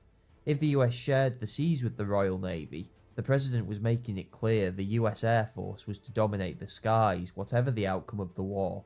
Roosevelt and most Americans, indeed most commentators, expected an eventual Anglo-French victory. Instead, it took 6 weeks for the Germans to slice through Allied lines and capture Paris. Britain, whose plan had rested upon using the large French army to blunt any German... And then, like, Dunkirk, if Churchill doesn't scramble and all those fishing boats don't save those thousands and tens of thousands of people at Dunkirk, the British army could have been decimated, and they could have sued for. They would have sued for peace. They would have sued for peace. I know Churchill is a bulldog, and he's like, they'll never surrender. I think they would have surrendered if they lost at Dunkirk. They would have been very stubborn, and I think the MPs and the Parliament itself. This is just my opinion. I mean, I'm as deep knowledge as I am on this. I'm not that crazily deep. I imagine that the Parliament would have forced Churchill's hand, and they would have not stubbornly gone on if Dunkirk was a complete disaster instead of a success. And you can say it was a disaster, but if it wasn't a complete disaster, right? Like, they saved tens of thousands of people. They could have easily if somehow the German Navy could have blockaded the English Channel, if they could have done that, it's over. And you got a whole different ball game, and I don't know what happens to attack faced its most catastrophic strategic position since the treaties of Tilsit. Chamberlain, always sceptical of American intentions, had been replaced by Churchill in May. Yeah. Though privately deeply pessimistic about the British position, in We're in 1940 now. cabinet he fought off suggestions of a compromise peace from the likes of Halifax. Key to the half-American Churchill's defence was the argument that intervention from the United States was genuinely close, that if Britain only held out, America surely must come to the aid of her groaning brother. Whether this was naivety, delusion, or absurd optimism, it was nonetheless a useful argument that helped Churchill overcome, if not convince, his doubters in the moment of crisis. The British Empire would continue the war, but it was apparent that aid was seriously needed. Yet for the time being, that aid was scarce. The Neutrality Acts tied Roosevelt's hands a great deal. Fewer than 3% of the American public supported entering the war, and the president's main concern 3% on... That's insane. Obviously, that's just a random poll. But still, 3% is crazy. in this period was that the Royal Navy should not fall into German hands if Britain was defeated. The ambassador, Kennedy, was scathing Yeah, that Kennedy. The father of JFK and RFK. about Britain's chances in the war, and has since been reviled as a defeatist, but as John Charmley says, his real crime was to have reported unsentimentally on one of the most sentimentalised moments in recent British history. Churchill continued to cling to the hope that American entry was on the horizon. And he would have phone calls with FDR in his bunker periodically, as much as possible. He'd wait. He'd have a special secret line in like a little cubby. I've saw it. I've been there. And if you ever go to London, go to the Churchill War Rooms. You'll see stuff that have not really been moved since the 1940s. It's remarkable. It's remarkable. He positively leapt on Roosevelt's Charlottesville speech of June the 10th, where the president spoke of extending aid full speed ahead to the Allies. But Roosevelt was aghast at Churchill's trust in American intervention. Whatever the president's aims, something not easy to decipher, his hands were tied by a Republican-dominated Congress and an election in November. Of course, neither Roosevelt or the American public were totally indifferent to Britain's plight. Yeah, this is 8 years into his term. Like, this is the unprecedented third term that he's seeking. Even in 1939, the president had begun to chip away at the Neutrality Acts. In November, he persuaded Congress to agree to an amendment that would allow belligerents to buy from the United States so long as they paid in full and provided transportation, a system known as cash and carry. Since the Germans lacked the foreign exchange and access to the Atlantic, the amendment favoured Britain. Once France fell, Roosevelt was informed Britain had only the gold and dollar reserves to finance purchases on a cash and carry basis for a few months.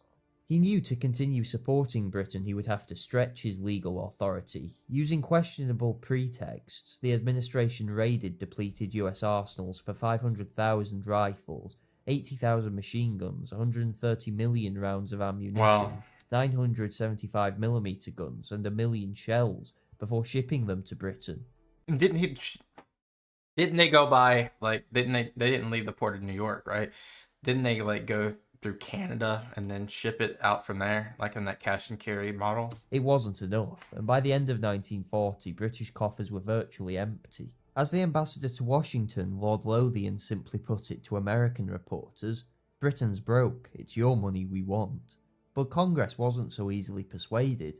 Suspicious that the British were hiding their true financial position, a Treasury official had to set out a complete list of London's holdings, securities, gold, and direct They had to audit them? Wow. investments.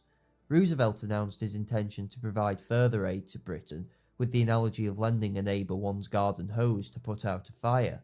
The analogy struck a chord with the American public, and gave the president a fighting chance in passing what became known as the Lend-Lease Act. But Congress still demanded its pound of flesh. The US Treasury Secretary had to explain and testify before the House Foreign Affairs Committee the depths of British penury. It was utter and complete humiliation for a once mighty empire. driven home when the Lend-Lease Act was symbolically introduced as H.R. 1776, just in case the Empire hadn't quite That's kind of funny. yet realised the new dynamic in the relationship. The Act became law on the 11th of March 1941, and Churchill was later to describe it as the most unsordid act in the whole of recorded history. But the Prime Minister misunderstood the purpose of the Act and how costly it would turn out to be. As Ben Style says, Lend-Lease was not intended as an act of generosity. Roosevelt contrived it as a stopgap means of keeping Germany and Japan at bay. That it happened also to be essential to Britain's survival was largely incidental. Indeed, the bill by no means came without strings. For the rest of the war, US officials would use Lend-Lease to relentlessly demand financial and trade concessions that would eliminate Britain as a rival completely in the post-war world. Wow. And in spite of all this, American intervention still seemed unlikely.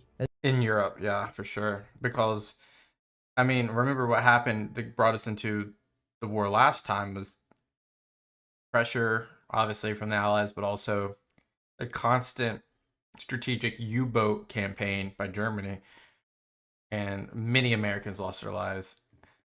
That, plus some other factors, led to us entering the World War I. As 1941 continued, Churchill's promises of US aid from a year earlier seemed to ring more hollow by the day. Although tensions between Washington and Berlin rose steadily, to the extent there was in effect an undeclared war between the Kriegsmarine and US Navy in the Atlantic, Roosevelt still stood little chance of changing public opinion, and the hostility towards the British Empire became, if anything, more prevalent among some US statesmen, Roosevelt among them. At a meeting between Churchill and the President in August, Britain and America agreed on the Atlantic Charter, Article 3 of which committed both to supporting the self-determination of all peoples. Though Churchill hurriedly announced this in no way applied to the British Empire, the symbolic impact of the document was unmistakable. In 1940, Britain ceased to be a serious competitor to the United States. The only question now was who would dominate the whole Britain was about to leave, Washington or Berlin. In this sense, Churchill still ironically held the balance of the future world order in his hands that year. Only the choice was not how to preserve London's place in it, but who would inherit, to paraphrase A.J.P. Taylor, the British succession, America or Germany. Churchill and the cabinet, though not realising it at the time, chose to fall back on the United States. No one really foresaw the price that would be extracted. Indeed, no one could possibly be sure the gamble would even result in US intervention, but the choice was made nonetheless. I mean, it was a good gamble, per se, because that was much needed funding. As it was, the decision to count on American intervention in the war was in the end correct, though not for the reasons of kinship or brotherly love as expected. It was aggression from another part of the world entirely that was to finally cement the uneasy alliance. Yeah, Pearl Harbor. We'll just pause it right here in this amazing aerial photograph. But anyway, guys, this is part 4 of the Great Game. We started to see the dynamics from 1812 to 1941 between Britain and the United States, and it's clear, finally, the tables have turned. In 1940, it is said that we have a balance favoring the United States when it comes to economic power and the relationship at large. I mean, honestly, you could even say before that, like, there was more growth potential since the Industrial Revolution in the United States, not the original Industrial Revolution, but in the United States, probably like in the 70s, 1870s, post-Civil War era. And I'm talking about not exports, but I'm talking about growth percentage increase. 70s, 80s, and 90s with the expansion of coal and steel and so forth. And the Reconstruction era, post-Reconstruction era, the United States really started to become a global power. And then, of course, through the imperial means, having places like the Philippines, Guam. Obviously, we already have Hawaii at this point as a territory. We'll have Alaska at this point as a territory. Overall, there's just a ton of dynamics here, but really it just shows you that you never know what's going to happen. You never know when Germany's going to rearm itself and they're going to invade France, and then they're going to blitz you in 1940.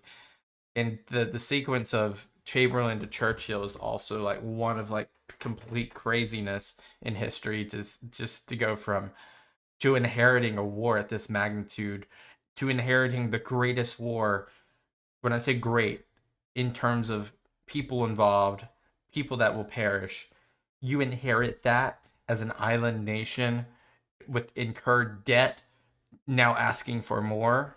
The decisions are mainly survival at that point, and you have to play chess. Insane. Thank you guys for watching. This is an interesting one. We have 2 more episodes, I believe, of The Great Game. So until next time, peace out and bye-bye. Welcome back, everyone. Hope you're doing amazing. This is How America Broke the British Empire. The Other Great Game, 1941 to 47. My name is Shields, and this is what we do. We do history videos. So yeah, glad you're here. And this is the continuation of our series that we started via Old Britannia, which you gotta subscribe to if you haven't. We started in 1812, something around that time, which of course is kind of like an interesting part of the last time we were at war with Britain.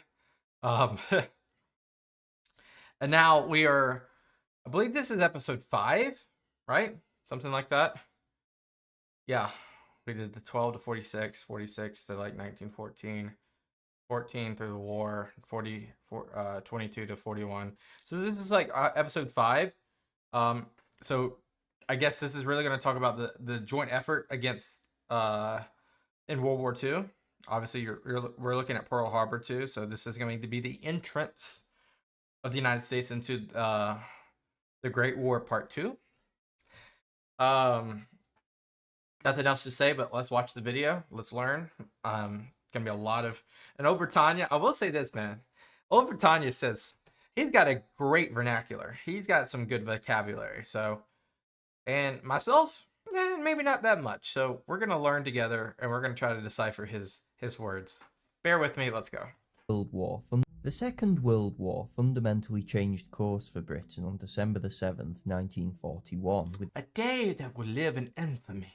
The Japanese assault on Pearl Harbor and subsequent entry of the United States into the conflict. Yet in the immediate aftermath, there was no guarantee America would actually declare war on Germany as well. Exactly. It was the inverse. Public opinion was outraged with the perpetrators of the attack in Tokyo, not Berlin, and though the Anglo-American staff talks had long agreed on a Germany first strategy in case of war with the Axis, it seemed unlikely Roosevelt would be able to convince Congress to declare such a war in the near future. He was saved from this dilemma by the Germans, who apparently decided a battle with the US was inevitable, and thus it was better to declare war now. It's hard to understate what a relief the United States' entry into the struggle was for Britain. It meant... Yeah, because they were just literally by themselves, besides the Commonwealth states. Understate what a relief the United States' entry into the struggle was for Britain. It meant outright defeat, though still possible, no longer seemed likely. Even with Rommel causing chaos in Africa, the Soviet Union on the brink, and southern England still being bombarded, Churchill's once ludicrous war aim of total victory appeared like less of a pipe dream. In 1945, both the American and British empires would stand as decisive victors, but behind the scenes, the diplomats and politicians, rather than the generals, would ensure that only one emerged as global hegemon. As Washington and London were now fighting as allies, Churchill expected that all quarrels over Lend-Lease would be a thing of the past. He couldn't have been more wrong. Since the final master agreement was still to be signed, US diplomats remained relentless in their pursuit of a firm commitment on the abolition of imperial preference, the modest tariff war that protected the empire from outside competition. This was reiterated in Article 7 that demanded an explicit agreement to end trade discrimination. Churchill and the cabinet... Alright, we gotta read this. The terms and conditions upon... And I know they're just highlighted, but we're gonna read the whole thing. Terms and conditions upon which the United Kingdom receives defense aid from the United States of America and the benefits to be received by the United States in return, therefore, shall be such as not to burden commerce between the two countries, but to promote mutually advantageous economic relations between them and the betterment of worldwide economic relations.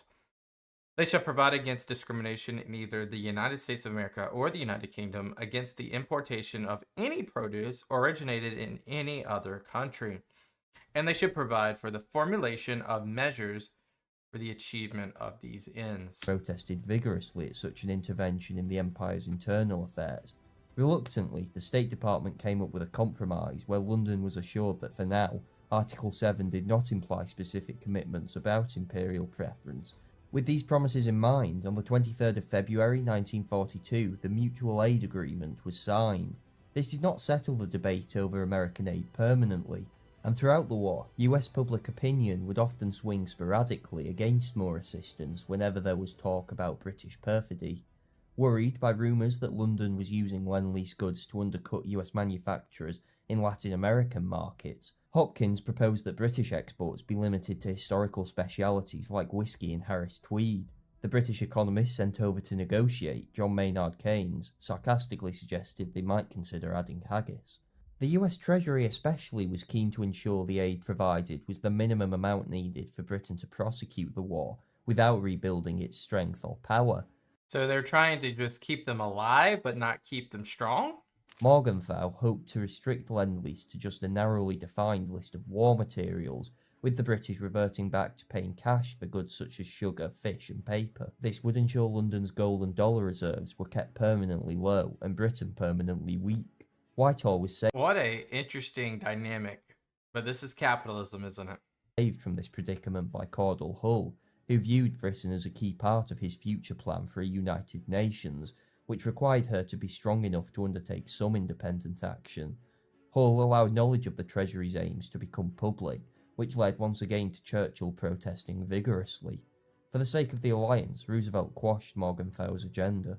Even American diplomats such as Dean Acheson were annoyed by the Treasury's activities, which, in his view, envisaged a victory where both enemies and allies were prostrate, enemies by military action, allies by bankruptcy.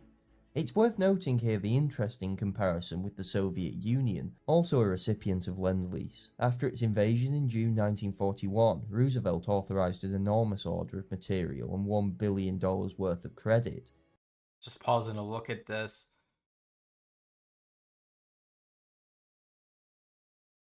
Wow. And then, of course, throughout, obviously, the next couple years, Stalin is moving his factories more east. He's developing more manufacturing of tanks and weaponry and so forth. And then he's going to move more Siberian regiments forward. But this is obviously going to help as well. And then at the bottom, $1 billion of line of credit. In return, the US demanded nothing. The humour, of course, is that liberal Britain was driven effectively to the poorhouse by Washington as its price for survival. By comparison, one of the most rancid tyrannies to ever stain the earth could hardly have been better treated. Dang. Some harsh words right there. The reality is this was not a matter of ideology. Russia had little it could offer the United States other than resisting German hegemony in the manpower, and also think about it, those 3 million people that are in this operation to invade Germany. So that's a lot of bandwidth that Germany does not have. So you have to keep those people at bay so that bandwidth stays strict, especially because at this point Germany has already declared war on the United States. So we're already thinking ahead in this case. short term. The British Empire, however, had the collective fruits of an imperial project dating back centuries, ripe for the taking. The framing of this as a wholesale American plunder of Britain in her time of need, however, is not remotely accurate and can go too far. It was of course not the United States' fault that London had got herself into such a hopeless predicament, and she No, that's like saying that it's their... That's like the same thing as like saying that Churchill should have sued for peace. Why would you do that? Like, that's just that's just saying I don't care for justice. Those millions that have been positioned in such a way. But then again, was the Treaty of Versailles so harsh that it was that it pushed Germany to do it? Yeah, of course. But there's a slim line between cause and effect and just outright ludicrousness. So obviously, and I don't want to get too tangented here because I feel like that's where I'm going, but you got to stand up to this, and it's just more or less a cause and effect. You have to stand firm. Otherwise, the concert of Europe is going to be blasted by Germany and Italia, which will eventually went to war with each other because there's no buffer state and they have ideologies that are so egotistical that there's no way they would survive with each other. They would eventually go to war if Britain. No, we're going down a tangent. Let's keep this. Let's not go an hour on this video. It was well within her rights to demand concessions, even if they were stringent, in return for what was an enormous amount of economic aid, which, it must be stressed, would amount eventually to something like $22 billion worth that would not have to be paid back. Wow. Yet it is also true that American diplomats did not conceal their hope that the British Empire would be wound up at the end of the war, or preferably even before it. This was not just a matter of realpolitik and geopolitical competition. Anti-colonial sentiment ran deep in the American mind. In October 1942, the editors of the American Life magazine addressed an open letter to the people of England. One thing we are sure we are not fighting for is to hold the British Empire together. We don't like to put the matter so bluntly, but we don't want you to have any illusions. If your strategists are planning a war to hold the British Empire together, they will sooner or later find themselves strategizing alone. Churchill responded a month later in his famous Mansion House speech. There should be no mistake about it in any quarter. We mean to hold our own. I have not become the King's First Minister to preside over the liquidation of the British Empire. It's gonna happen though. Sorry to tell you, but that's definitely gonna happen. The degree to which British and American diplomats talked past each other over the issue was almost farcical. Americans struggled to understand why Britain wished to hold on to what they considered relics of a bygone age. Well, I mean, the United States also just got out of their imperial. It's like almost like a what do you call it? It's a phase. You know, you hear that a lot. Oh, they'll grow out of it. It's just a phase. The United States also had that imperialism phase, obviously, kind of jousted by the Spanish American War of 1898.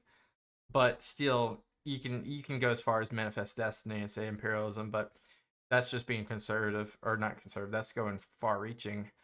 So, I mean, but unlike in the for like an average American, you look at someone or someplace like the United Kingdom, and then you look at the scramble for Africa. Obviously, the United States didn't really have territorial gains anywhere in that phase.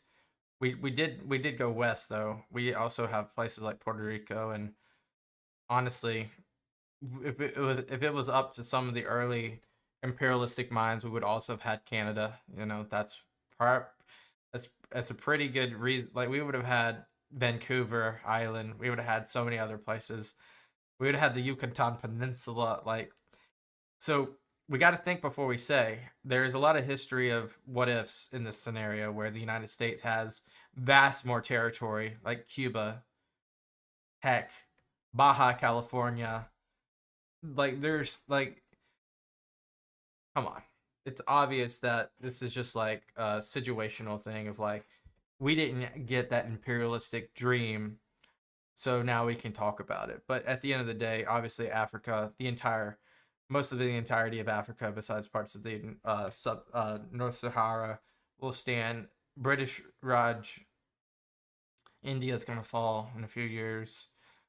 Independence movement. You're gonna have other places fall besides some islands here and there, but like overall, it's if you, I mean, the writing's on the wall. The empire is going to fall. Like, the writing is on the wall. It's not even that it's going to fall. It's going to be reconstructed. It's going to be redesigned, restructured, etc. You know. The British tended to be genuinely incredulous at what they perceived to be American grandstanding on the issue, considering the country's own problems. The more I hear, wrote Lord Halifax, referring to the treatment of African Americans. Yeah, I knew that was going to come up. That was not even like a British thing. That's like, everyone thought this way. Even India thought this way.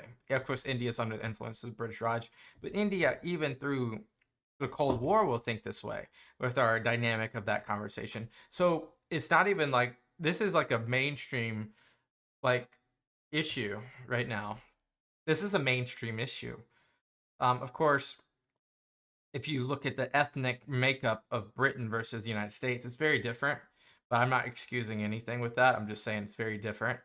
So it's hard to make a conversation of balance there. But then again, you're also talking to a a more progressive country, way more progressive, which is Britain. Britain's way more progressive than the United States. Americans in some parts of the US, the more I resent the criticisms of us in India. American hostility to the empire was not Wait, did he say India? Halifax, referring to the treatment of African Americans in some parts of the US. The more I resent the criticisms of us in India. American hostility to the empire was not just a popular view, but also one that reached the upper echelons of power. Throughout the war, Roosevelt was in particular keen on promoting Indian independence and the return of Hong Kong to China. I do not want to be unkind or rude to the British, but in 1841, when you acquired Hong Kong, you did not acquire it by purchase.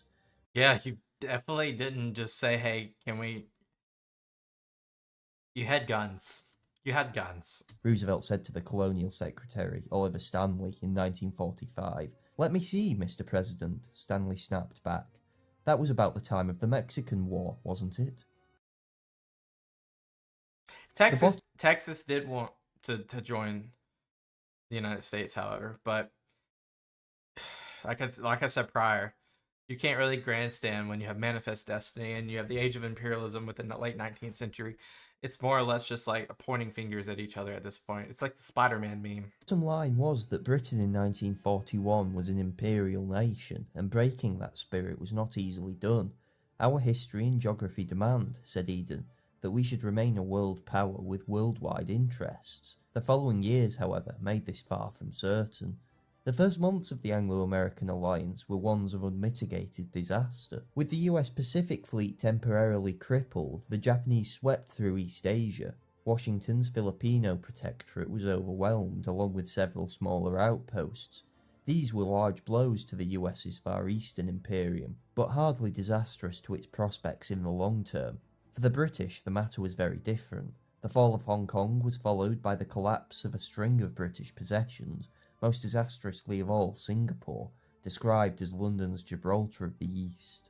The defeat shattered myths of British invincibility. Perhaps more importantly, it broke the trust colonial governments had in London to provide for their safety any longer. Australia looks to America, free of any pangs as to our traditional links or kinship with the United Kingdom. Prime Minister Wow, so it's interesting. So Australia is aligning itself more to the United States now because of the uncertainty. Mr. John Curtin announced. The collapse of the British position in the Pacific meant American commanders there, perhaps not unjustly to begin with, treated their war effort with contempt. As the US Navy turned the tide later that year at Midway, commanders and politicians alike saw potential opportunity in Britain's defeat. With it looking likely that the US would have to win back European colonial possessions, they hoped to return them to the British on the basis of trusteeships. In effect, the British would only reassert control with a commitment to the colony's independence. For the most part, this was successfully resisted by British diplomats, helped greatly by the fact that the imperial war effort improved over time, particularly with the string of decisive victories against the Japanese in Burma. In the end, the British would not lose a Very thick jungle. single colony in the Pacific, or anywhere else at the final peace settlement, but American hostility to London's continued rule in the region, especially India, was clear. There was more cooperation in the Western theatres. For most of 1942, only Britain had serious forces in the field against Germany and Italy, though they met with disaster at the Siege of Tobruk. Churchill, who received the news while sat next to Roosevelt, later described the shock he felt. In this moment of crisis, the president was generous. What can we do to help? The Prime Minister wrote was Roosevelt's simple question. Logistical challenges meant a serious Axis threat to Egypt and Suez was always unlikely, but Roosevelt's assistance at the nadir of Britain's war effort was genuine, even if the American ambassador in Cairo was privately scathing at what he called British bungling. The tide of the African campaign was decisively turned in October at El Alamein, whilst the Americans followed this up by undertaking their first major ground action in the West with Operation Torch. By mid-1943, North Africa and the Middle East were secure. But if the military contest with the Axis in the region was over, the diplomatic contest between the Allies had only just begun. In 1942, Wendell Willkie, former Republican candidate for the presidency, but now acting as Roosevelt's unofficial representative, landed in Cairo. His task was to show American commitment to the war and report back to Washington the state of the region. What Willkie actually returned with was a blazing attack on the British Empire. Although generally an Anglophile, Willkie was horrified by the squalor he saw in Egypt, for which he blamed the British. The rest of his What do you mean, like the chaos? Middle Eastern tour did not change his opinions. The veil, the fez, the sickness, the filth, the lack of education and modern industrial development, the arbitrariness of government, left him concerned America was being seen to support a colonial system he considered intolerable. Willkie did not have the best of relationships with Churchill. Well, obviously. During his visit to the US in 1941, the Prime Minister thought it important to ingratiate himself with a likely successor to Roosevelt. Not wanting to meet openly with the president's political rival, though, Churchill had tried to arrange the audience with Willkie clandestinely. Attempting to call him from a retreat in Palm Beach, the switchboard operator, by accident, put the Prime Minister through to Roosevelt instead. "I am so glad to speak to you," gushed Churchill, before asking whether the man he thought was Willkie might join him on his train for part of the return journey to Washington. "Whom do you think you are speaking to?" the voice came back. "To Mr. Wendell Willkie, am I not?" "No," came the answer. "You are speaking to the President." That's embarrassing. "Who?" asked Churchill, not quite believing his ears. "You are speaking to me, Franklin Roosevelt," came the reply. After some small talk, Churchill brought the conversation to a close. Wow, that's just that's impressively embarrassing if that actually did occur. "I presume you do not mind my having wished to speak to Wendell Willkie?" inquired Churchill. "No," Roosevelt responded. Unconvinced, Churchill chose to avoid the meeting Willkie had badly wanted so as to appear statesmanlike, to his permanent annoyance. The result was that the two men were not overly fond of each other, a situation further reinforced when Willkie, on a trip to Moscow, very publicly called for a second front, something Churchill had just spent a huge amount of energy convincing Stalin was for the moment impossible. A public rebuke in Parliament left Willkie sour, and his subsequent report to Roosevelt was hostile in the extreme to the British presence in the Middle East. So Willkie, I mean, he probably has his own political ambition, so he's trying to undermine Churchill there because of, and you're trying to reverse engineer why that happened, possibly from that first engagement mishap. In a national broadcast to an estimated 36 million Americans, Willkie, in a pointed dig at Britain, declared America was not fighting for profit or loot or territory, or mandatory power over the lives or governments of other people. The speech earned him a visit from the British ambassador, Lord Halifax, and a heated argument. The Americans, he reported back to London, believed we were running a bad show, and the sooner we got out, the better. In James Barr's words, there is perhaps no better summary of American thinking and policy towards Britain in the Middle East in the years that were to follow. After victory in North Africa came bickering over where to fight next. Before Torch, American planners had hoped to see a cross-channel invasion in 1943, which they correctly thought was the only way of bringing the war to an end. Churchill, on the other hand, wanted a Mediterranean campaign to potentially knock Italy out of the war. Right, because obviously the underbelly is Italy here, and you're going to find pretty quickly that the individuals that live in Italy are not going to be as stubborn as those that are in Germany. And avoid such a direct clash with the Germans. US commanders were right that the Southern Front was never going to end the war, but the British were right that a cross-channel invasion in 1943, when the Luftwaffe still retained some aerial presence and the American army was yet to digest the lessons of Tunisia, could well have been a disaster. With the British army largely still the senior force at this point, London got its way, though Churchill could feel his once unassailable authority over the war effort slipping as the Americans gained more influence. His advocated for invasion of Italy met with mixed success, giving the Allies a foothold on the continent, but also repeatedly stalemating on the highly defensible peninsula. Right, and that's not just Italians they're fighting. Germany is going to filter troops into the boot. A cross-channel invasion would still have to be mounted. Throughout 1943 and 44, US troop numbers in Britain swelled. One commentator called it an invasion. Americans were bigger, richer and better fed than British civilians. There were disagreements, particularly over segregation in the American military, but for the most part the two nationalities got on well. Less happy was the relationship between the British and American high commands. The alliance was fortunate to have Eisenhower as supreme commander. Arguably a middling general, though he crushed one of the greatest war machines in history convincingly enough, his real talent was for politics, placating the extreme personalities among the bickering high command to hold together a united front. And that's an interesting thing here, because as we get more and more ingrained into some of these politics in the 1940s and 50s, we can understand kind of like the dynamic that Eisenhower brings to the table. Of course, he kind of kicks off the military industrial complex, or you could even say Truman does that. But in the case of what we have here, we're thinking of like, okay, he's a general. But if he's more than just a general, it's being said here. Of course, he is be able to divert politics within the commander, or within that commander table that is being held probably in London. Despite arguments over strategy, the eventual invasion of France, Operation Overlord, was the Atlantic Alliance at its best. On June 6, 1944, the Anglo-American Canadian Armada landed in Normandy, and by late August, Paris had been liberated.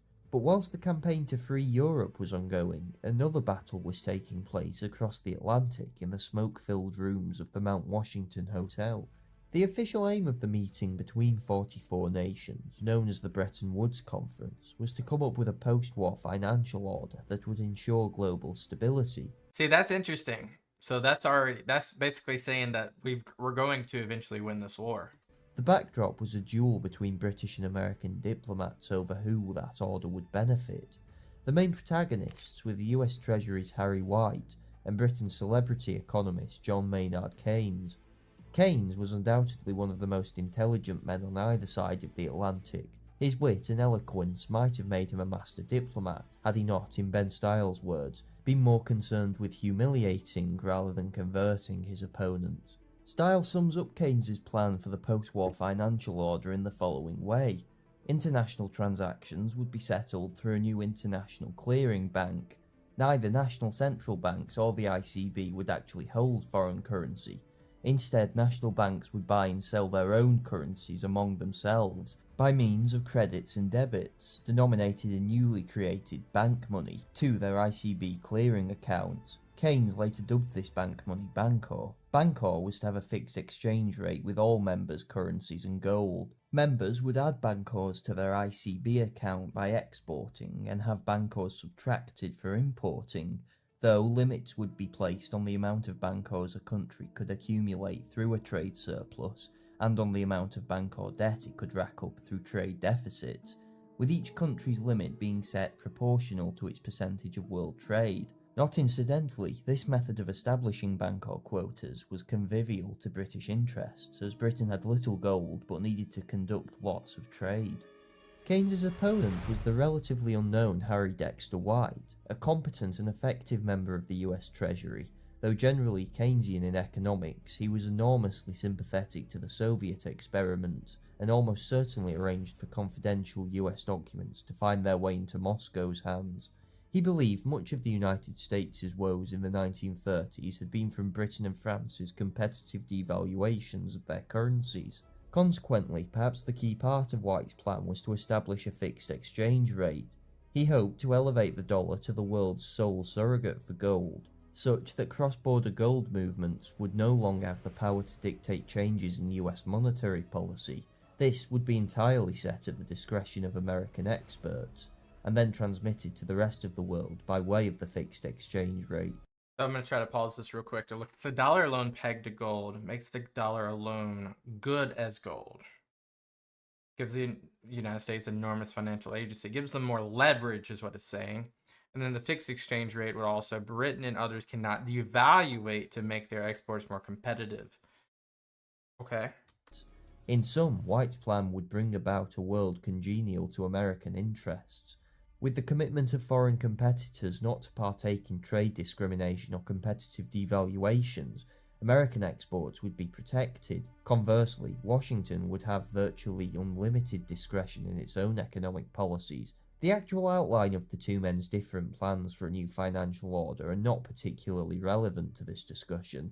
The crux of the debate was that White wanted to make the US dollar, and only the dollar, synonymous with gold, whilst Keynes balked at the idea and the way it would undermine sterling permanently. Most of the issues surrounding the new system had been agreed before the conference convened, but on the key points not yet settled, particularly the issue of dollars being pegged to gold, it is clear that Keynes played a bad hand poorly and was outmanoeuvred by White. Keynes's predicament throughout the 2 years of negotiations prior, and then during the conference, was an unenviable one. The reality was that Britain was dependent on US financial aid, Very dependent. and would certainly leave the war with an enormous dollar shortage, meaning a loan from the American government was the only way to tide the country over until exports revived. It was thus thought Britain really had very little leverage in the negotiations. Yet tantalisingly, there was one other possibility. Wall Street, scared by the new proposed monetary policies, was prepared to lend as much as $5 billion to Britain if it walked from Bretton Woods. This loan would probably be on more stringent economic terms than that which Britain might obtain from the US When we say Wall Street, we're just talking about a couple firms, most likely, right? government, but it would also come with no geopolitical strings, and crucially, it would have allowed British diplomats to outmaneuver White by threatening to abandon the conference. With no British cooperation, there would be no new international financial architecture, and Almost treasonous, to do such a thing. Wall Street would be. White's plans to leave the US economically supreme would stall. A smart diplomat would have used Wall Street's offer to have obtained the best possible deal, but Keynes, partly because he was now too personally committed to the new financial architecture to war, refused to even consider it. He recognised that doing so meant his negotiations at Bretton Woods and for a post-war loan were likely to be hard, writing, "There are quarters in the United States intending to use the grant of post-war credits to us as an opportunity for imposing the American conception of an international economic system." By this he meant abolition of imperial preference and exchange controls, alongside the enthronement of the dollar atop the international monetary system. His rival White was at the forefront of such quarters, yet Keynes resolutely refused the obvious alternative of standing up to the Treasury and borrowing privately. Thus, whilst the British delegation demanded that countries be able to set their own exchange rate, the American view, arguing for fixed rates, won over. Keynes objected to the dollar being a gold Beggars cannot be choosers is the TLDR to this entire Bretton Woods conference. convertible currency, which in practical terms meant that sterling would be permanently usurped, whilst the United States, issuing a currency as good as gold, reaped the benefits of countries wanting to hold vast reserves of the dollar. Again, the British protested vigorously. Again, White simply ignored Keynes and snuck the clause in anyway. The refusal to contemplate walking away meant Bretton Woods is hard to even describe as a duel between the US and Britain. It was obvious White was going to win, and Keynes was just one more it was going to win just simply because of Britain's positioning. This was an ambush, I would say. International delegate to be humoured. American victory at Bretton Woods was still not the end of the financial parley between both sides of the Atlantic. With the war in Europe clearly drawing to a close in autumn 1944, the question of Lend-Lease reared once more. Keynes was deployed again to negotiate stage 2 of the agreement, which was to cover Britain between victory in Europe and victory in the Pacific. The country was at this point so broke that its war effort against Japan took on a mercenary tinge, in that London was hoping to use the Pacific War as an opportunity to scale down war production and use any Lend-Lease supplies to boost exports. Naturally, the Americans were not fans of Britain using materials meant to prosecute the war to instead revive their exports, but Morgenthau was nonetheless keen the US reaction should not be harsh, instead treating Britain, as in his words, a friend who is broke, with Washington making it possible for her to gradually revive trade and meet its obligations. Yeah, there's an order of operations, I would say, though. Like, we gotta squash the opposition, then we can revive, because we need ultimate resourcing for the before mentioned. White protested it wasn't America's job to do such a thing, as restoring British prosperity to any degree would threaten the United States' position in the post-war world. And that's also to undermine the millions subjugated to British imperialism. He was subsequently annoyed that Roosevelt failed to take advantage of the Second Quebec Conference to obtain commercial concessions and a guarantee not to export Lend-Lease goods in return for Stage 2 aid. Roosevelt, who up until that point apparently hadn't realised just how impoverished Britain was, switched tact and declared, "I had no idea that England was broke. I will go over there and Of course, that could just be a lie. make a couple of talks and take over the British Empire." Consequently, he reinstated export restrictions on Lend-Lease goods and decreased promised aid by $600 million, brushing aside Morgenthau's objections that it would violate the spirit of Quebec. Churchill was not perturbed, convinced that if the programme was insufficient, Roosevelt would come through with another brainwave, as he called it. The president had other ideas, suffering not a brain wave but a brain hemorrhage a few months later, dying on the 12th of April 19... Wait. through with another brainwave, as he called it. The president had other ideas, suffering not a brain wave but a brain hemorrhage a few... Okay, I think it threw me off when you said president had other ideas. He was being cheeky there. Okay. few months later, dying on the 12th of April 1945. Much of Roosevelt's And now we're going to see a hardliner join the presidency. diplomacy had been based on informal talks or was lost in his many piles of papers. By the way, it's still crazy to me that Truman was his VP in the most consequential time when Henry Wallace had been the VP for 3 consecutive terms. It's crazy. Which meant Britain was left with the very unknown quantity of Harry Truman as president. And they are polar opposites. Polar opposites. However, Wallace probably would have been more tough on them for the imperialism because he was very much he was a liberal progressive, true and true. Truman is not a liberal progressive. On the 8th of May, Germany surrendered and the war in Europe came to an end. Having only shipped about 1/6 of the arranged Lend-Lease supplies for 1945, the US now repossessed the rest. A further foundation of the wartime alliance was knocked away in July when Churchill's Conservatives were decisively beaten by Attlee's Labour at the general election. So just like that, we have 2 regime changes in less than a year. The new government had a months. similar policy to the last one, in that it hoped Phase 2 of Lend-Lease would allow them to begin the demobilisation of the economy, whilst America continued to provide aid. Instead, on August the 14th, Japan surrendered far earlier than expected. Truman abruptly terminated Lend-Lease aid just 3 days later, a crippling blow to Britain's recovery plans. Keynes, expecting a balance of payments deficit of $5.6 billion, announced the country faced a financial Dunkirk. And so, though by this point obviously ill, he was wheeled out for a final time to negotiate with the Americans. The government hoped for a reimbursement of around $4 billion for British pre-Lend-Lease purchases from the US, along with an acknowledgement that Britain was owed a moral debt for its war effort before American entry, apparently worth $3 billion. That's just so entitlement right there. According to one whatever. Unsurprisingly, US officials were incredulous at the idea that, having bailed Britain out in the war, they were still under some kind of moral obligation. No, not at all. British hopes for aid on such a basis, what Keynes called justice, were firmly scuppered. The options open to the British then were either to secure a loan from Washington or impose a brutal round of austerity back home. After some disillusionment, the cabinet reluctantly decided on the former, and Keynes suggested that the US offer an interest-free $5 billion loan. The American negotiator, Clayton, offered 2% interest instead. This was the best Britain was going to get, but Keynes did not take it, instead having his head turned by a convoluted scheme from, of all people, his old rival White, that would see the US buy a large portion of Britain's sterling debt, something that would leave London only in need of $3 billion. The plan was implausible and rejected by the White House, but almost comically served to convince the Americans that Keynes was overstating British poverty and did not need $5 billion. He was told the offer was now $3.5 billion. God, you screwed it up. At 2% interest and $500 million to clean up Lend-Lease. Worse, any time the British seemed ready to sign, US diplomats seemed to find a new concession they wanted down the back of the sofa.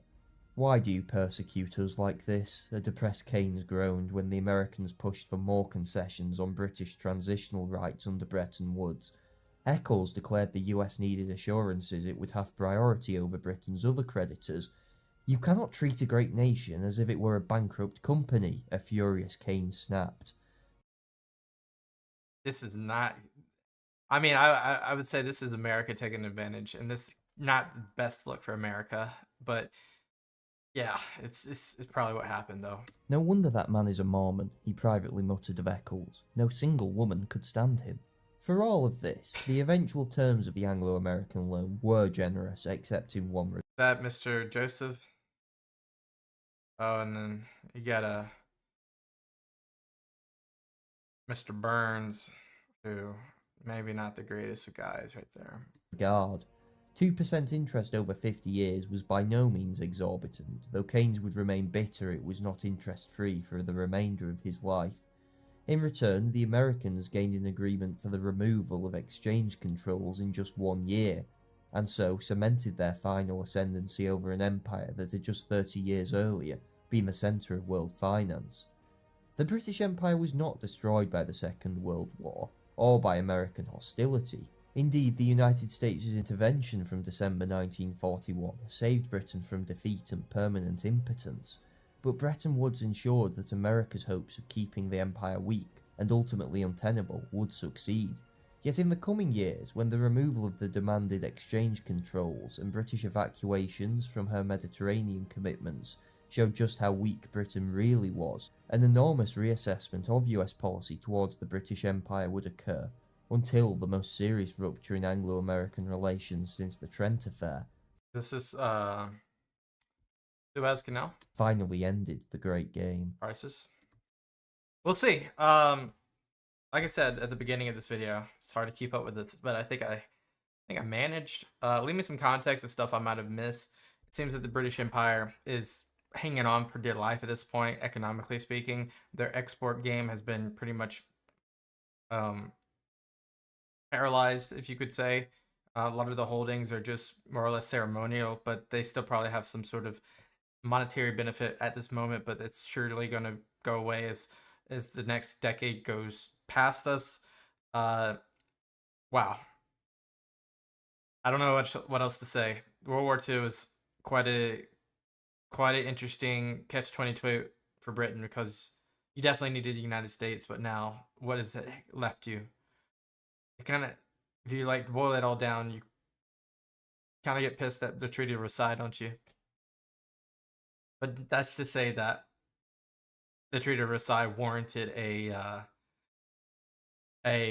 German state. I mean, not to say it didn't, but also it kind of did, but not to excuse what happened after that.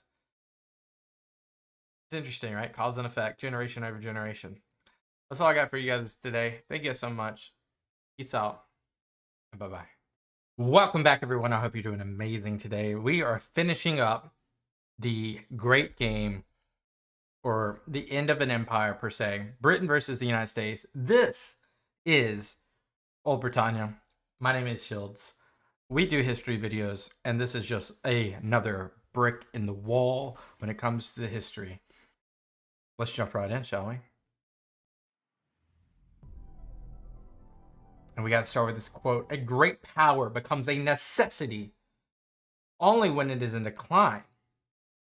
The truly great do not need to justify their existence." A.G.P. Taylor. The Habsburg monarchy, which was a continuous fluctuation of power, as we already know that. Let's go. The Anglo-American loan was the culmination of the United States' attempts to undermine Britain's imperial project.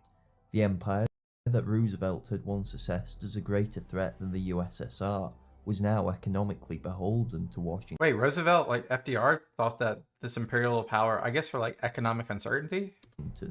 Those concessions won in return for the loan were substantial, and American planners could with confidence... No, I'm sorry. I'm missing the whole point here. Roosevelt most likely thought that in terms of like the new world, in terms of carving it up and which particular place to sit. I didn't know that he thought that way. Look forward to the disintegration of Britain's dominions to their benefit. For sure, this was not the imperial route that London had feared and some in the US had wanted. All British colonial possessions were returned at the end of the war. The loan itself meant there would be no fire sale of overseas obligations. Even imperial preference had technically survived. albeit in a heavily defanged form. But the scale of the US victory was about to be driven home, to the extent it surprised even American statesmen. In July 1947, as the terms of the loan had agreed, exchange controls were lifted and the pound was made convertible with the dollar. Some in Whitehall were inclined to welcome this rather than fear it, but Britain lacked the dollar reserves for such a policy. 2/3 of the previous year's loan had already been spent. Consequently, when full convertibility resumed in July, less than 2 months later, London was once more staring at the economic abyss, as nearly $900 million were converted in a few weeks. It meant reserves were again on the brink of exhaustion. One thing I'm gonna be transparent. I'm not very I don't understand as much as like the economic side of things. So are we saying that? And please help me if you do know. Are we saying that our reserves, our loans that we did give Britain XYZ, they have now converted and they have spent said to pay out debt? The situation became so desperate that on the 20th of August, the government announced it was suspending convertibility. Had Washington still been the land of Harry White, this could well have been the destruction of the Anglo-American alliance, yet the US did not seriously try to stop the British government revoking the agreement. In fact, it barely even protested. One of the key aims of American foreign policy during the war, wrung from the British at such effort, had been allowed to lapse. It's worth asking then why? The answer is twofold. In the first place, the pitiful fragility of the British economy put on full display in the crisis had genuinely shocked many in Washington. Was this not the perfidious Machiavellian empire whose pleas of poverty had always rung hollow? The answer was obviously not. It had suddenly become apparent that Britain was a far weaker power than previously thought. She was not trying to use US dollars to revive herself as a genuine rival to America, like White had suspected. In fact, it was using them to simply try and survive. Survive at its current state, not consolidate? The second reason was found in the East. Roosevelt had hoped to collaborate with Stalin at the end of the war, seeing the USSR as a more suitable partner than the supposedly outdated imperial apparatus in London. But as nation after nation was turned red, something the American public were alerted to in part by one Winston Churchill during a speech in Missouri, it was clear that So that's where that happened. The Iron Curtain speech was in Missouri, obviously Truman's home state. the Soviet Union, not the British Empire, would be the greatest long-term threat to the American post-war order. In these circumstances, an enormous change in strategic thought occurred in Washington. There was no Damascene conversion towards ideological support for the British Empire, but it was now increasingly seen as a helpful, perhaps essential cornerstone in the burgeoning Cold War. With Europe and much of the world in ruins, neutral or communist, there was only the British Commonwealth left as a serious possible partner. Thus, when the Attlee government announced it was suspending convertibility once more so as to survive, there was little protest. Indeed, as the Iron Curtain was lowered over the Eastern Bloc and the Secretary of State, George Marshall, became convinced of Soviet hostility, the US was prepared to play a greater part than ever before in assisting Britain and the continent. The resulting Marshall Plan saw around $12 billion worth of aid over a few years transferred to Western Europe. Mainly, like, where was that? Where were those dollars like distributed in terms of weight? Obviously, you have West Germany, you have France, you have England, but where else? Stated aim was to help the formerly occupied and war-ravaged nations rebuild, yet Britain, the undefeated power, whose industry was most intact, received the largest share. The reasoning for this was self-evident. Britain was the most important country as far as Washington was concerned. As a State Department policy paper put it, British friendship and cooperation is necessary for American defence. The United Kingdom, the Dominions, colonies and dependencies form a worldwide network of strategically located territories of great military value. But it all came down to their imperialistic, like, so it's like a love-hate relationship, I'm guessing. It is our objective that the integrity of this area be maintained, or as more crudely stated later by Frank Wisner, first head of covert operations for the CIA, whenever there is somewhere we want to destabilise, the British have an island nearby. Elsewhere, the Americans hoped that supporting the Empire would mean they would not be dragged into former British commitments, a possibility made all the more pressing by Attlee's personal desire for retrenchment where possible. The greatest test of this came over the eastern Mediterranean, where London decided its presence in Greece and the Straits was too expensive to maintain. Washington was viscerally opposed to underwriting British aid here, but when London announced it would be cancelling support to Athens and Istanbul in March 1947, the State Department felt required to forestall any communist advance in the area, and offered a generous package of assistance delivered under the so-called Truman Doctrine. That Interesting. So we're stepping in on behalf of where Britain failed to step in. this kind of scuttle did not happen more often was in part down to the British Foreign Secretary Ernest Bevin, whose intense patriotism and desire for London to remain a world power made him reluctant to undertake further retrenchment, even when it might have been, in the short term at least, economical to do so, Palestine being one example which will be discussed later. Bevin's greatest achievement was overseeing the formation of NATO, spurred on by the close Anglo-American cooperation during the Berlin blockade and subsequent airlift. The alliance confirmed there would be no retreat into isolationism for the US.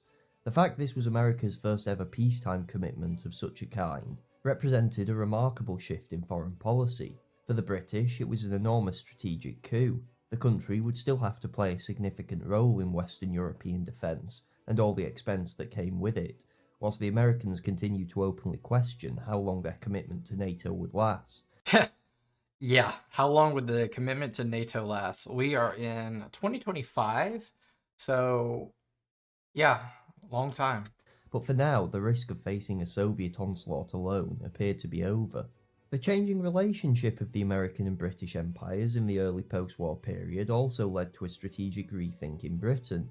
Even before Germany was defeated, Whitehall had begun to believe US aid would be crucial in maintaining the empire, and with communism now on the rise, they hoped Washington could indeed prove to be at least part of the solution to Britain's imperial problem. Whilst it was obvious that London would now be adjusting itself to an American-led world order, fundamentally the Commonwealth still had the makings of the third power bloc that was so often talked about. The empire had survived the loss of India and remained comfortable east of Suez, with possible new areas for consolidation outlined by Bevin. Yeah, right now they have the Suez. Right now they have the Suez. And there seemed to be no reason to think this improbable. Canada remained committed to the imperial cause, most explicitly What's that bottom right? Is that Palestine? No, that's South Africa. displayed in their gift of $1 billion. Australia, after making their wartime appeal for American aid, now like the prodigal son had returned to the fold under the deeply pro-British Menzies. Even in South Africa, the ousting of Smuts by the Afrikaner National Party did not see an immediate imperial break. Indeed, in some respects, such as the pooling of dollars, it became more committed to the Commonwealth. The uniting factor for all the dominions was a deeply held suspicion about the growth of American power, which naturally drew them back into London's orbit. Yet the war and subsequent decolonisation of India had shown the old methods, slow devolution of power to local rulers whilst retaining control over imperial matters, were unlikely. What does that mean, though? Keeping control of the imperial matters. So for like India, what are imperial matters? Are we talking just strictly trade and protectionism? What does that mean? To work in the new world of emerging nationalism. Unable to face this threat alone, it was logical that British statesmen would once again look to the United States. Thus, with the Americans tacitly dropping their hostility to empire, could Washington's resources now be used to help manage Britain's imperium? Our aim, wrote Eden, should be to persuade the United States to assume the real burdens in such organisations, while retaining for ourselves as much political control, and hence prestige and world influence, as we can. He recognised the flaws in this strategy, not least the instinctive anti-colonialism that could never be wholly exercised from Washington, but increasingly agreed with Churchill it was the best possible solution. To what extent this policy can be judged as a success in the pre-Suez era is one of the most important aspects of the Anglo-American relationship. The best case study is undoubtedly the Middle East. With India lost, Bevin and the Chiefs of Staff identified it as the linchpin for what was sometimes termed the Third British Empire, intersecting East and West since the end. I mean, just think about the natural gas and the oil exports that you're getting out of these areas, or imports perhaps, that you're going to get from these areas. That talk about a jewel of the empire. I know India was the crown jewel, but talk about a jewel of the empire. End of the First World War, the region had been dominated by Britain and France, but in 1945, Paris's influence was clearly on the wane, and so Whitehall felt it an area best suited to British power. Since the Great Rebellion, By the way, I'm gonna see if I can. Jeez. So currently, Britain. Just talking about Middle East here.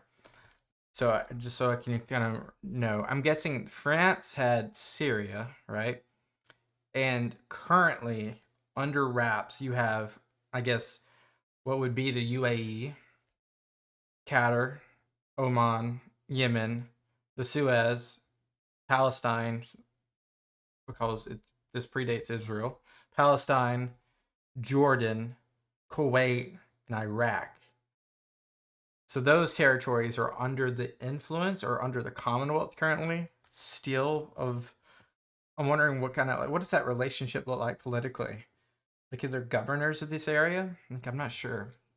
Help me out if you have any context there. France, but in 1945, Paris's influence was clearly on the wane, and so Whitehall felt it an area best suited to British power. Since the Great Rebellion of 1916, Britain had been in alliance with the Hashemite rulers of Mesopotamia and the Levant. Egypt, though independent, remained heavily influenced by Britain, and the Trucial states to the south were generally extremely supportive of the British presence. And most importantly, much of the oil industry was either British owned or at least traded in sterling. It is hoped that by 1951, 82% of our oil supplies will be drawn from the Middle East, Bevan told the Cabinet in October 1949. This will present the largest single factor in balancing our overseas payments. What's more, with the Soviets poised in the north, it seemed London should be able to lay claim to American assistance in maintaining its hegemony in the region, if recent US policy was anything to go by. Yeah, because we're right at the beginning of the Cold War here, so you're gonna kind of sandwich between the two powers in the Middle East. That's why you have stuff in the future like Afghanistan and Iran being quite war zones for the Soviets, but obviously you have the Caucasus pretty much locked down. So it's just a weird little, balance of power there. Indeed, the National Security Council concluded in a later 1952 report that whatever the US can do to bolster both generally and locally the power of the UK will assist the UK in maintaining stability in the area and will reduce the need for direct action by the US. An alliance of convenience seemed then to make sense. Britain wished to remain paramount in the Middle East. America wished to keep the region stable and immune to Soviet influence without the burden of direct intervention. Theoretically, this entente should have worked. On a case-by-case basis, it fell apart almost immediately. The Mandate of Palestine, governed by London since Allenby took Jerusalem 3 decades earlier, had long been a thorn in the British side. Having withdrawn from all but the Suez Canal zone in Egypt at the end of the Second World War, Whitehall viewed the territory as a potential new base for British power in the region. The problem they faced, however, was dogged resistance from a large section of the local and recently arrived Jewish population. By 1947, the Zionist movement, promoting the need for a Jewish homeland, was an increasingly powerful idea for many in the aftermath of the war's atrocities. During the conflict, Britain had attempted to maintain a balance between the Arab and Jewish populations by cutting off immigration to the territory, though this had inadvertently condemned many in Europe to death.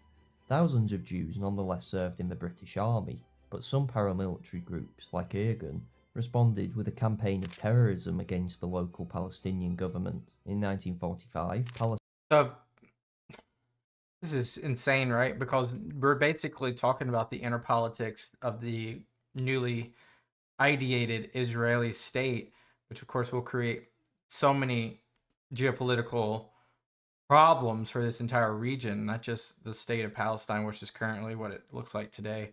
Not today, but right here in this image. So you're saying that Britain was stopping immigration to the area because of the possible annoyance of the Jewish arrivals of British hegemony in the area? Palestine was an attractive prospect for Jewish refugees from Europe. This struck panic campaign of terrorism against the local Palestinian government. In 1945, Palestine was an attractive prospect for Jewish refugees from Europe. This struck panic into hearts at Whitehall. Such a large influx could not only spark outright war between the Jewish and Arab populations, Wow, who would have thought? it would also make demands for British evacuation almost incontestable. To make things even more complex, Britain was not dealing with this problem alone. In Washington, President Truman was frequently petitioned by Zionist groups, quipping that he had more Jews than Arabs in his electorate. Truman put pressure on the British to allow in a significant number of refugees. The ensuing squabble was the first sign that the new Anglo-American alliance over the British Empire was not as stable as it might seem when other priorities overrode US foreign policy. By August 1945, Truman was telling reporters his aim was to let as many Jews into Palestine as possible and still maintain civil peace. Yet British inquiries about whether they would have US assistance in maintaining this peace were met with silence. The president eventually settled on the number of 100,000 refugees, a figure not exactly received with delight in Whitehall. Bevan threatened. What was the previous number before this Truman number that's thrown out? I'm sure we'll find out pretty soon what the number actually became to be. To publicly demand American military aid in policing the chaos he thought such a number would bring, and Truman quietly backed off.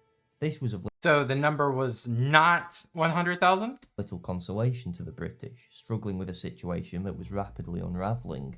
On the 31st of October, 150 coordinated attacks were launched against Palestinian railway networks by terrorist groups, to try and recruit American aid in hammering out a deal that would allow the British to at least keep bases in Palestine. Bevan proposed a joint committee of inquiry to investigate a solution, but this then had the adverse Is this the two-state solution? effect, with several American members convincing themselves upon seeing Palestine that the British were the real problem in Arab-Jewish tensions, and that peace only required their evacuation. The resulting report was an awkward compromise where the proposal for 100,000 refugees was reaffirmed, in return for vague support for the suppression of terrorism by the British. The committee ignored everybody's responsibility but ours, muttered Attlee, who also more ironically stated, the United States wants her interests at our expense. And expense was increasingly the overriding factor, as Palestine seemed to become more uncontrollable by the day.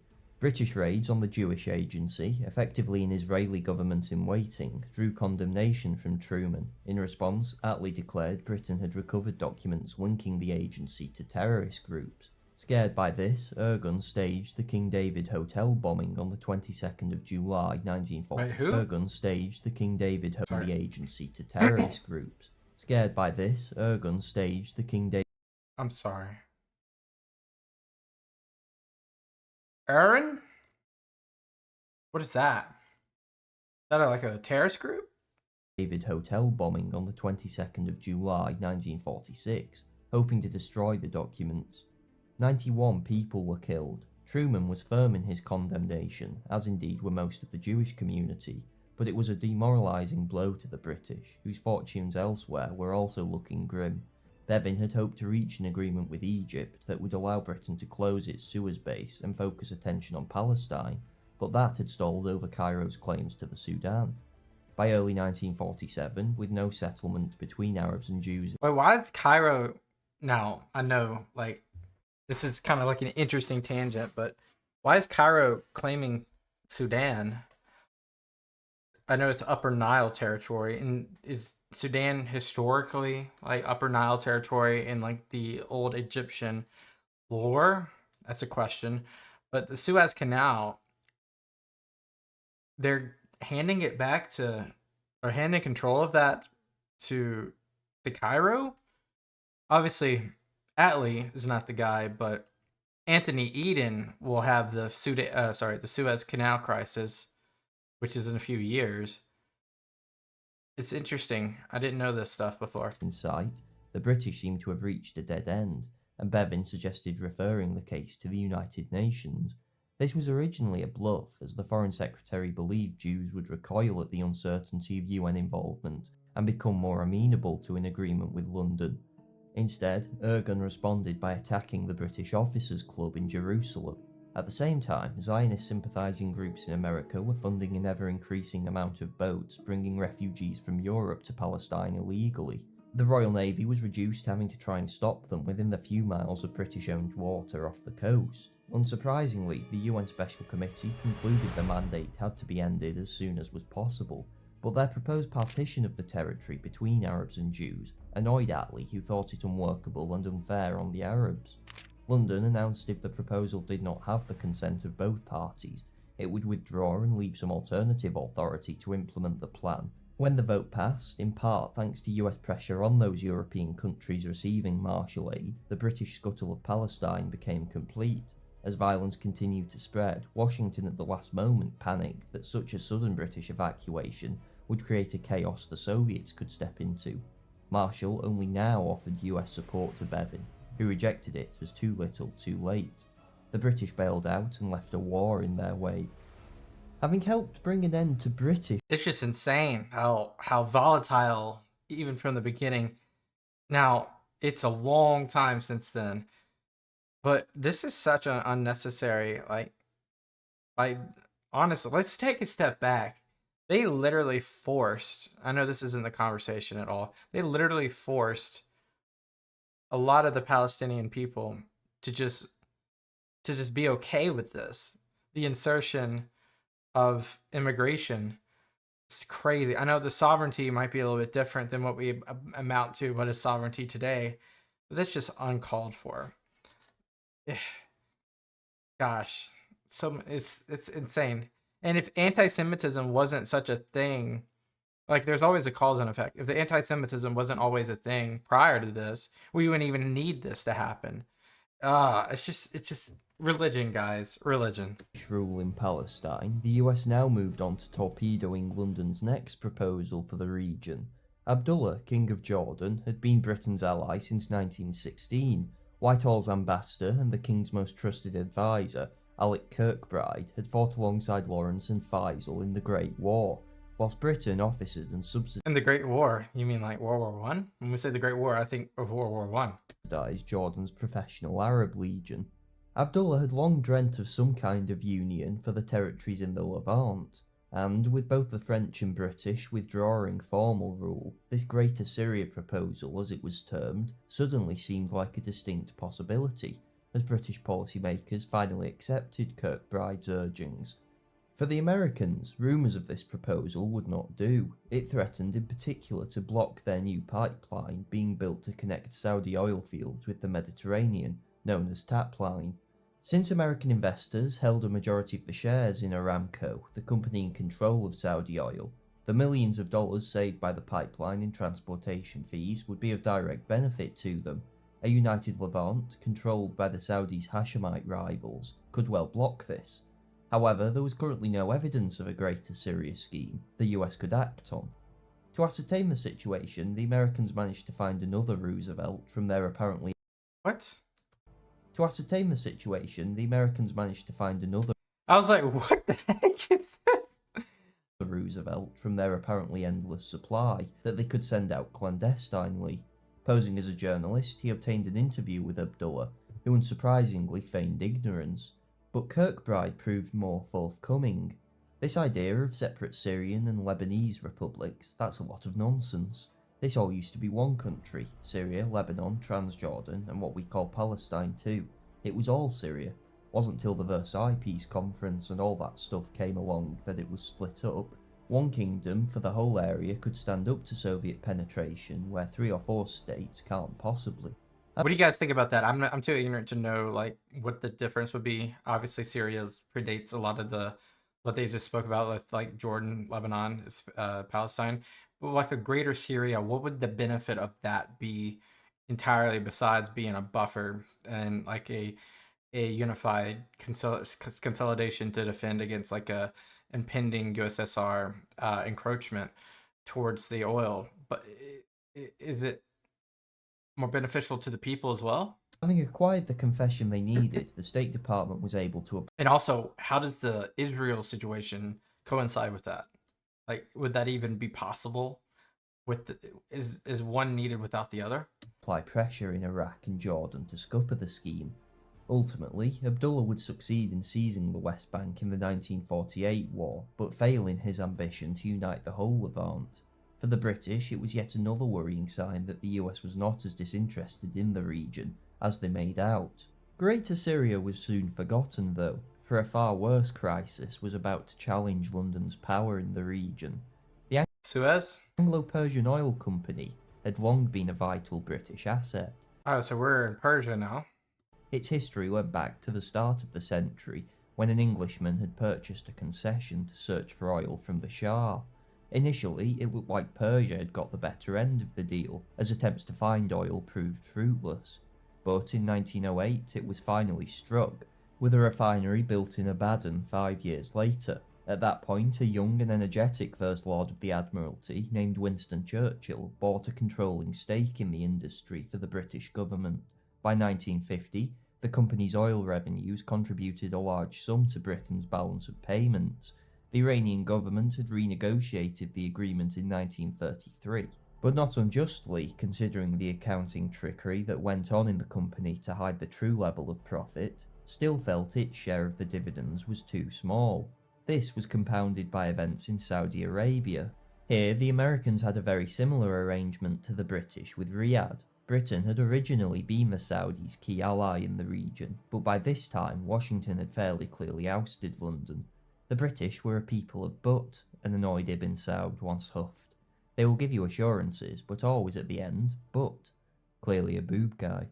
Methodical pressure from the king had eventually seen the Americans concede what became known as a 50-50 split with the Saudi government. Yeah, this is what I remember. 50-50. And wasn't it 50-50 after this fact for the companies in Iran?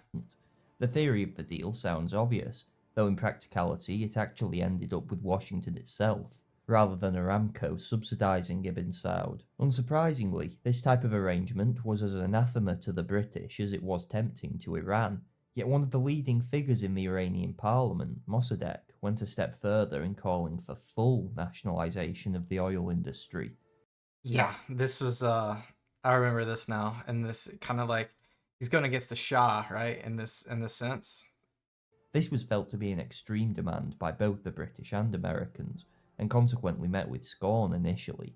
In this, they were supported by the Iranian Prime Minister Razmarah, who, though in favour of a 50-50 deal a la Aramco, argued outright nationalisation would be disastrous, as it would be both illegal and damaging, for he believed the country lacked the expertise and resources to run the industry independently. Though they dragged their heels, by late February, Razmarah had secured a commitment from the company to discuss a 50-50 split, but was assassinated before the deal could progress. Iran's parliament subsequently voted for nationalisation, and 2 months later, Mossadegh himself was appointed prime minister. For their part, Yeah, that's an interesting path. the Americans were initially against nationalisation for the obvious reason that the Saudis may have the same idea if it Same thing as like, how like in the 19th century, all these countries didn't wanted to squash the French Revolution just because they know their monarchies might be next.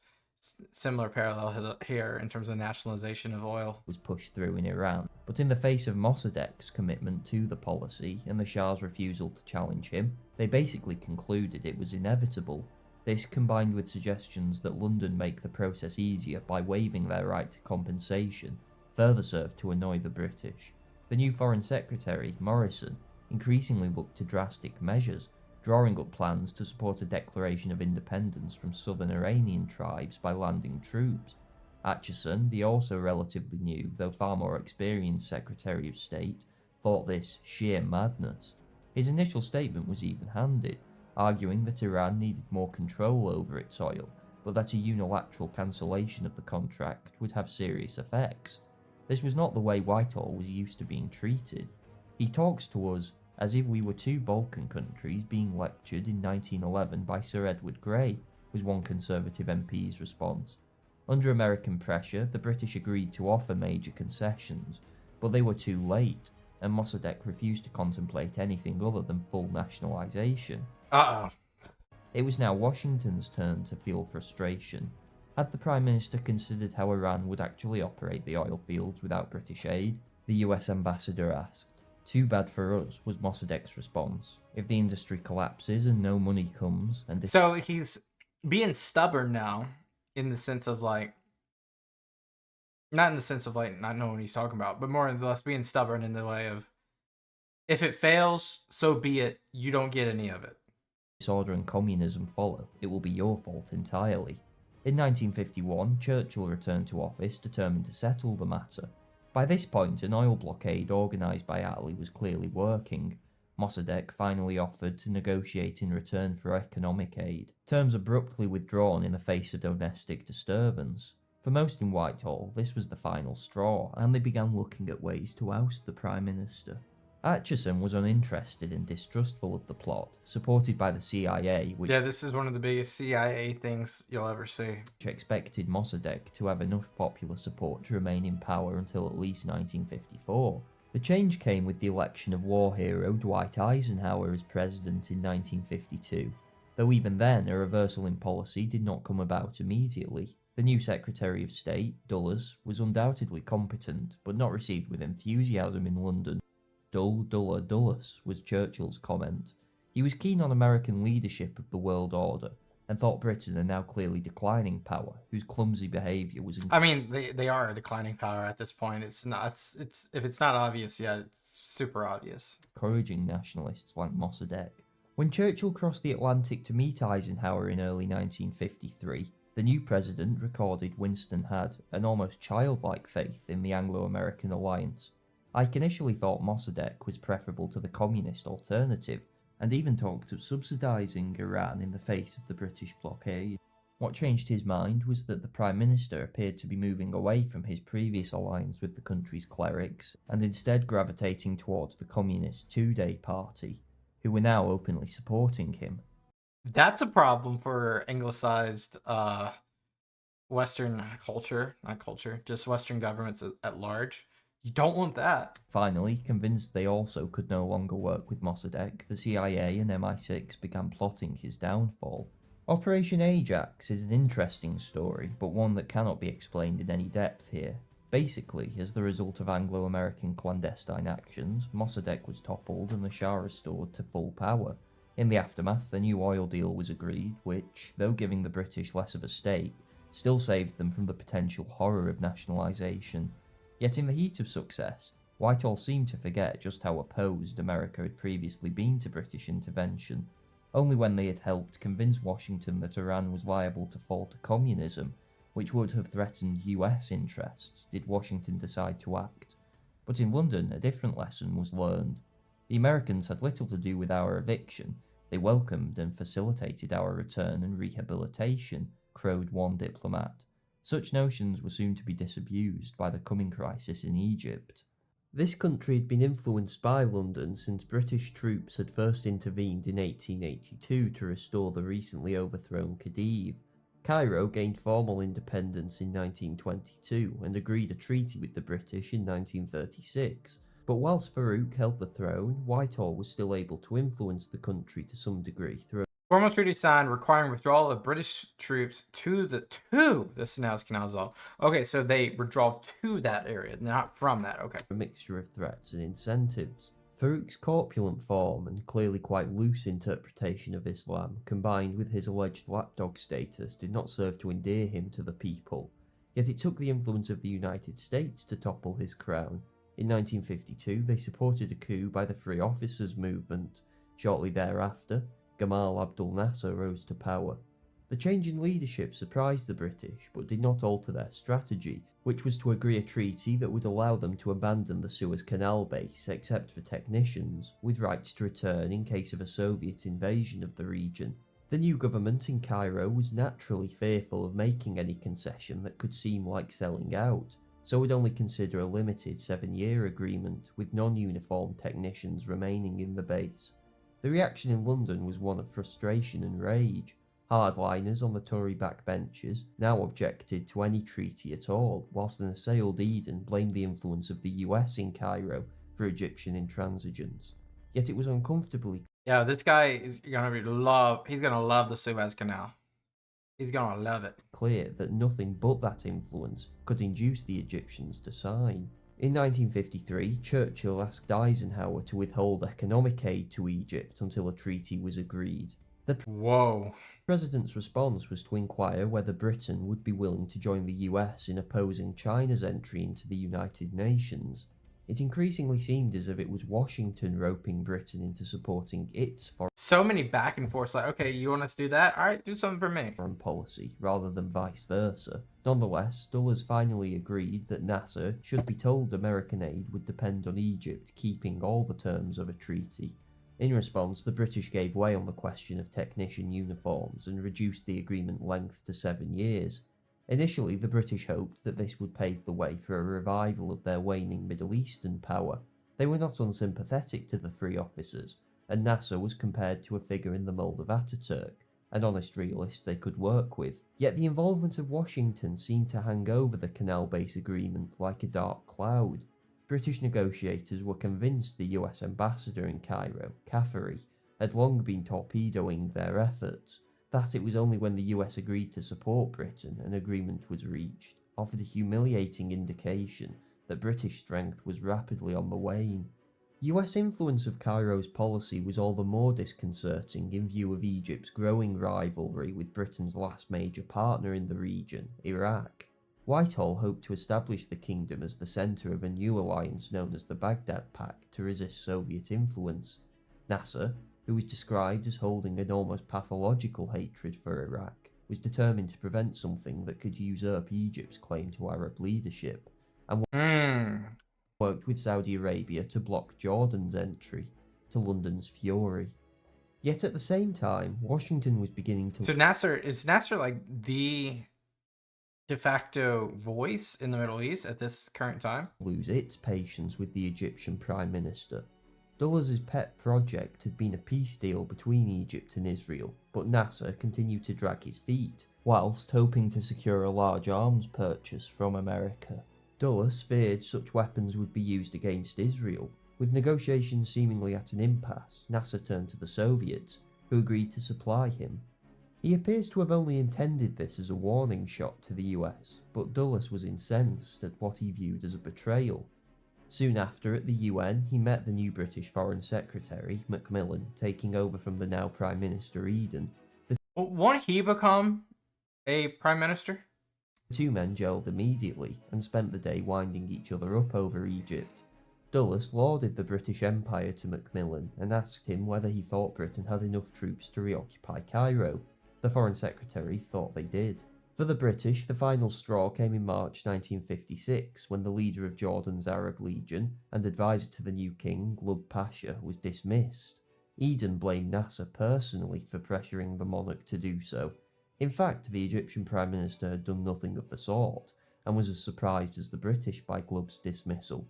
But in Whitehall, it appeared to be the final proof that Nasser was actively working to eject Britain from everywhere in the Middle East. "It's him or us, don't forget that," Eden declared to one colleague. When Whitehall received intelligence reports that Nasser had agreed to collectivise the Egyptian economy in return for Russian aid and was preparing to invade Israel, it was decided that he had to go.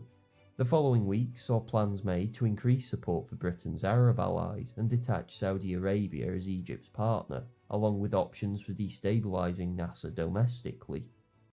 So basically, at this point, Nasser is really just taking off Britain. They are taking off Britain. Is it really just because of like prepossessed hatred towards like the colonialism that has occurred in this region, and more or less like an anti-supremacy view of such, or is it actually contemporary moves which is more weighted towards Nasser's defiance of how London is maneuvering in this region? I'm wondering if there's any like prepossessed bias, and obviously there probably is, but how much of that weight do you think correlates to his temperature against Britain? But Eden, at this point a sick man whose nerves were clearly shot, disliked such a complex game. His solution, as he shouted down the phone to one colleague, was to simply have Nasser murdered. Yet, apart from the Prime Minister's unhinged babbling, Britain seemed to be in luck. It was well understood ousting Nasser without active support from Washington would be difficult. But American opinions were also hardening. Egypt had finally confirmed there would be no peace treaty with Israel. and it was felt in the US that Cairo had strung them along dishonestly. So this is where we're going to get the Suez Canal crisis. At a conference with Lloyd, Macmillan's replacement at the Foreign Office after he moved to the Exchequer, Dulles said the US might have to ditch Nasser. When he heard of it, Eden assumed ditch to mean Washington was also looking at regime change in Egypt, and thus began Oh, so there was an assumption underlined. a series of disastrous miscommunications. Eisenhower's actual preference was to switch US focus in the Middle East and strengthen the relationship with Saudi Arabia. The new king, previously an Egyptian ally but now increasingly concerned by Nasser's popularity, seemed like a much better bet from the American perspective, and Saud subsequently expelled an Egyptian military mission from his country. Although both were working to different objectives, Britain and the US had eventually arrived at the same result, with Nasser now isolated in the Arab world. The final plank left to remove seemed to be funding for the Aswan Dam, part of Egypt's economic modernisation, and promised by both countries a year earlier. Cancelling it would leave the Soviets the choice of either having to pick up the whole tab or withdrawing their influence as well from Egypt. Ironically, the British now hesitated, prophetically sensing this final step would bring reprisals from Nasser. Dulles ignored them and announced the decision anyway, with the British following suit. When the Russians refused to fund the whole project, Nasser resorted to a desperate ploy and announced his intention to nationalise the Suez Canal. So that's why it happened. Okay, so it's a lot of like. This gives me a lot of understanding now. This entire fallout for the Suez. It's because of the prepossessed promise that was broken because of more tension prior. So the funding stopped, so you did something about it. Okay. So as to use its tolls to pay for the dam. The canal was mainly owned by British and French shareholders, London having purchased its stake from the then bankrupt Khedive in 1875. Though the logic of holding the canal so as to shorten the route to India was long dead, 2/3 of British oil still passed through it. Nasser has his boot on our windpipe, screeched Eden. Although shareholders were compensated fairly for the nationalisation, the move was thought to break the 1954 Anglo-Egyptian Treaty, an agreement Eden had been instrumental in forcing through over the objections of Tory hardliners, who now jeered they'd been right about Nasser all along. Worse, the popularity of the nationalisation would go a long way to restoring Nasser's position as leader of the Arab world. Hit him, Nuri, the Prime Minister of Iraq, who was sat next to Eden when he received the news, advised. Hit him hard and hit him now. Had the They don't like each other, do they? Not at all. British been able to do so, they would probably have gotten away with it. In Washington, support for ousting Nasser had reached boiling point. United States Admiral R.A. Burke, who would later in the crisis offer to blow the Royal Navy from the Mediterranean, at this point argued Nasser must be broken, and that if Britain resorted to force to do so, we should declare ourselves in support of their action. The Senate Majority Leader, Lyndon Johnson, likewise told Eisenhower on the 12th of August that the United States should assure Britain and France they had our moral support, and that they should go on in. As it was, the military was unprepared to strike and would need at least 6 weeks, by which time public anger throughout the West had largely died down.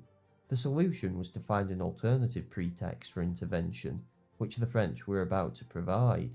The plan was that Israel, to whom Nasser had immediately closed the canal, would invade and lunge towards Suez. Britain and France. So they would occupy the Sinai, and then the Sinai would be. So then Egypt would respond, and then that would create a response for Britain and France to occupy the Suez and then retain the pawn, which would then be disastrous. And then, of course, Eden is then. He resigns. France would then intervene as peacekeepers to secure the canal for international use. Whitehall was sceptical about working with the Israelis, which could upset their Arab allies, but Nuri himself encouraged Britain to work with Tel Aviv. The remaining problem then was the US. Whilst belligerence had seemed to be the order of the day in July and early August, opinions had since become less sure, not least because of Ike and Dulles' own reservations. The British attempted to gain an answer as to whether the Americans would support firm action against Egypt, or at least stand aside. As one diplomat told Dulles, the British hoped they would be with them in this determination, but if we could not, they would understand and our friendship would be unimpaired. Dulles and Eisenhower, however, feared the impact such action would have on international opinion. Yeah, condemnation. On the other hand, Eisenhower also talked of not letting NASA get away with this action. In fact, for all he waffled on about our people's feelings being against military action, as John Charmley points out, Washington never actually made clear they would oppose it. The closest Ike probably came was a letter to Eden on the 8th of September, in which he argued intervention might cause a serious misunderstanding between our two countries. Yet if American policy was erratic, they could perhaps with justification argue this was because London was not being straight with them. No, a lot of back-channeling. Eden had taken from his correspondence with Eisenhower and Macmillan's meetings with Dulles that so long as Britain went through the motions of looking for a diplomatic solution, the US would not oppose military action. What actually happened when Israel invaded the Sinai Peninsula and Operation Musketeer was launched in November was that the collusion appeared obvious to everyone, and Britain's negotiations in the UN were seen as being in bad faith. Although militarily the campaign was a near complete success, Washington was furious. A genuine protest would have surprised the British. That the US actually took action against their ally left London utterly shell-shocked. They were warned America was drafting a UN resolution supporting economic sanctions against Britain and France. Ike threatened to sink the pound, whilst the US Sixth Fleet literally shadowed and harassed the Royal Navy in the Mediterranean. This was then compounded by Macmillan, who morphed from being an extreme hawk to complete dove and lied about how much had drained from Britain's currency reserves. Arguably, Britain could have survived all of these problems. Had Macmillan given the actual figure of the drain on British reserves, 30 million rather than 100, the government might not have panicked so completely. Yet it's worth So he basically overstated. Considering that Egypt was not some passive player in this. Although its military was largely beaten, the population had rallied around Nasser, and how the British genuinely planned to oust him after seizing Suez is not clear. Kissinger later commented for this reason that though Musketeer was a flawed plan, the question remained over whether the US really needed to be so brutal with its alleged allies. Whatever the case, the shock of US hostility was enough for Eden. Well, it's not, I mean, come on, Kissinger. It's not even about being brutal. It's about, back-channeling, doing things, colluding in bad faith, per se. But more or less, this could have all been avoided if there was friendlier diplomatic conversations way before this. To call off the operation. Within 2 years, the Iraqi monarchy had fallen, and British influence in the Middle East was nearly extinguished. In the aftermath, the lid that seemed to have been kept on American anti-colonialism for a decade was very clearly blown. Far from seeking to prop up British control even nominally any longer, Eisenhower and Dulles, in George Herring's words, now rejoiced that European influence in the region was on the wane. Washington tried to step into the gap with the Eisenhower Doctrine, which would see them intervene in Syria and Lebanon in the near future, though they were also given short shrift by NASA, who denounced it as imperialism by other means. British hopes of maintaining the empire in part through the resources of the United States were gone. Macmillan soon after ascended the premiership and re-established the relationship, but he knew under what terms he was doing so. "We must play Greeks to the Romans," he announced. Finding a closing date for the Anglo-American So we should play nice, basically. competition is impossible. There was no set moment when London gave up the ghost, and to some extent there never has been. Britain continued to maintain a formal empire for several years after Suez, and the hallmarks of the British financial order only really disintegrated in full with its entry into the EEC in 1973. Fundamentally, Britain remains a sovereign country, and negotiates with America as such, but hopes of controlling a Commonwealth able to stand shoulder to shoulder with Washington are long dead. A series such as this, focusing effectively on a single issue, cannot but give off the impression that the Anglo-American competition has been the reason for British decline and American ascendancy. This, it must be made clear, is not true and represents only part of that story. Good. The competition was never a zero-sum game where one power had to lose as decisively as Britain did, whilst the other had to win as decisively as the United States has. It's possible to imagine a world where there were no great wars in the 20th century and both remained great powers of a relatively equal footing. That the United States has dominated the globe so successfully since 1945, whilst Britain has reduced itself so comprehensively, has as much to do with domestic policy as competition in the Middle East or squabbles over imperial preference. And from a British perspective, of all the possible powers that could have taken over from British hegemony in the 20th century, the United States is surely the most benevolent for a commercial power like London that relies on freedom of the seas and a relatively stable financial system. Perhaps that in part explains why British foreign policy has tended to see siding with the United States as a sort of duty compared with other European nations. Whatever the case, nothing can alter the fact that Anglo-American history from 1814 has been a story of one power's rise and one power's decline. What a great series, by the way. Go follow Old Britannia if you guys haven't yet. Yeah, I mean, I think it boils down to two words: natural resources. And, you have one nation that is utilizing colonialism to extort those natural resources. And then, of course, you can't say the United States hasn't done that in the Middle East. They have in other places before. But throughout the Industrial Revolution in the 19th century, United States was able to garner a lot throughout Manifest Destiny and through, complete workforce. They're able to bolster their own production, which allowed them to militarize and become a great power. And also, geographically speaking, we're not aligned closer to Europe as Great Britain is. Obviously, Great Britain is part of Europe. So, because of that buffer zone, there is given more growth opportunity versus the lesser states of the region, like Mexico, Latin America, Canada.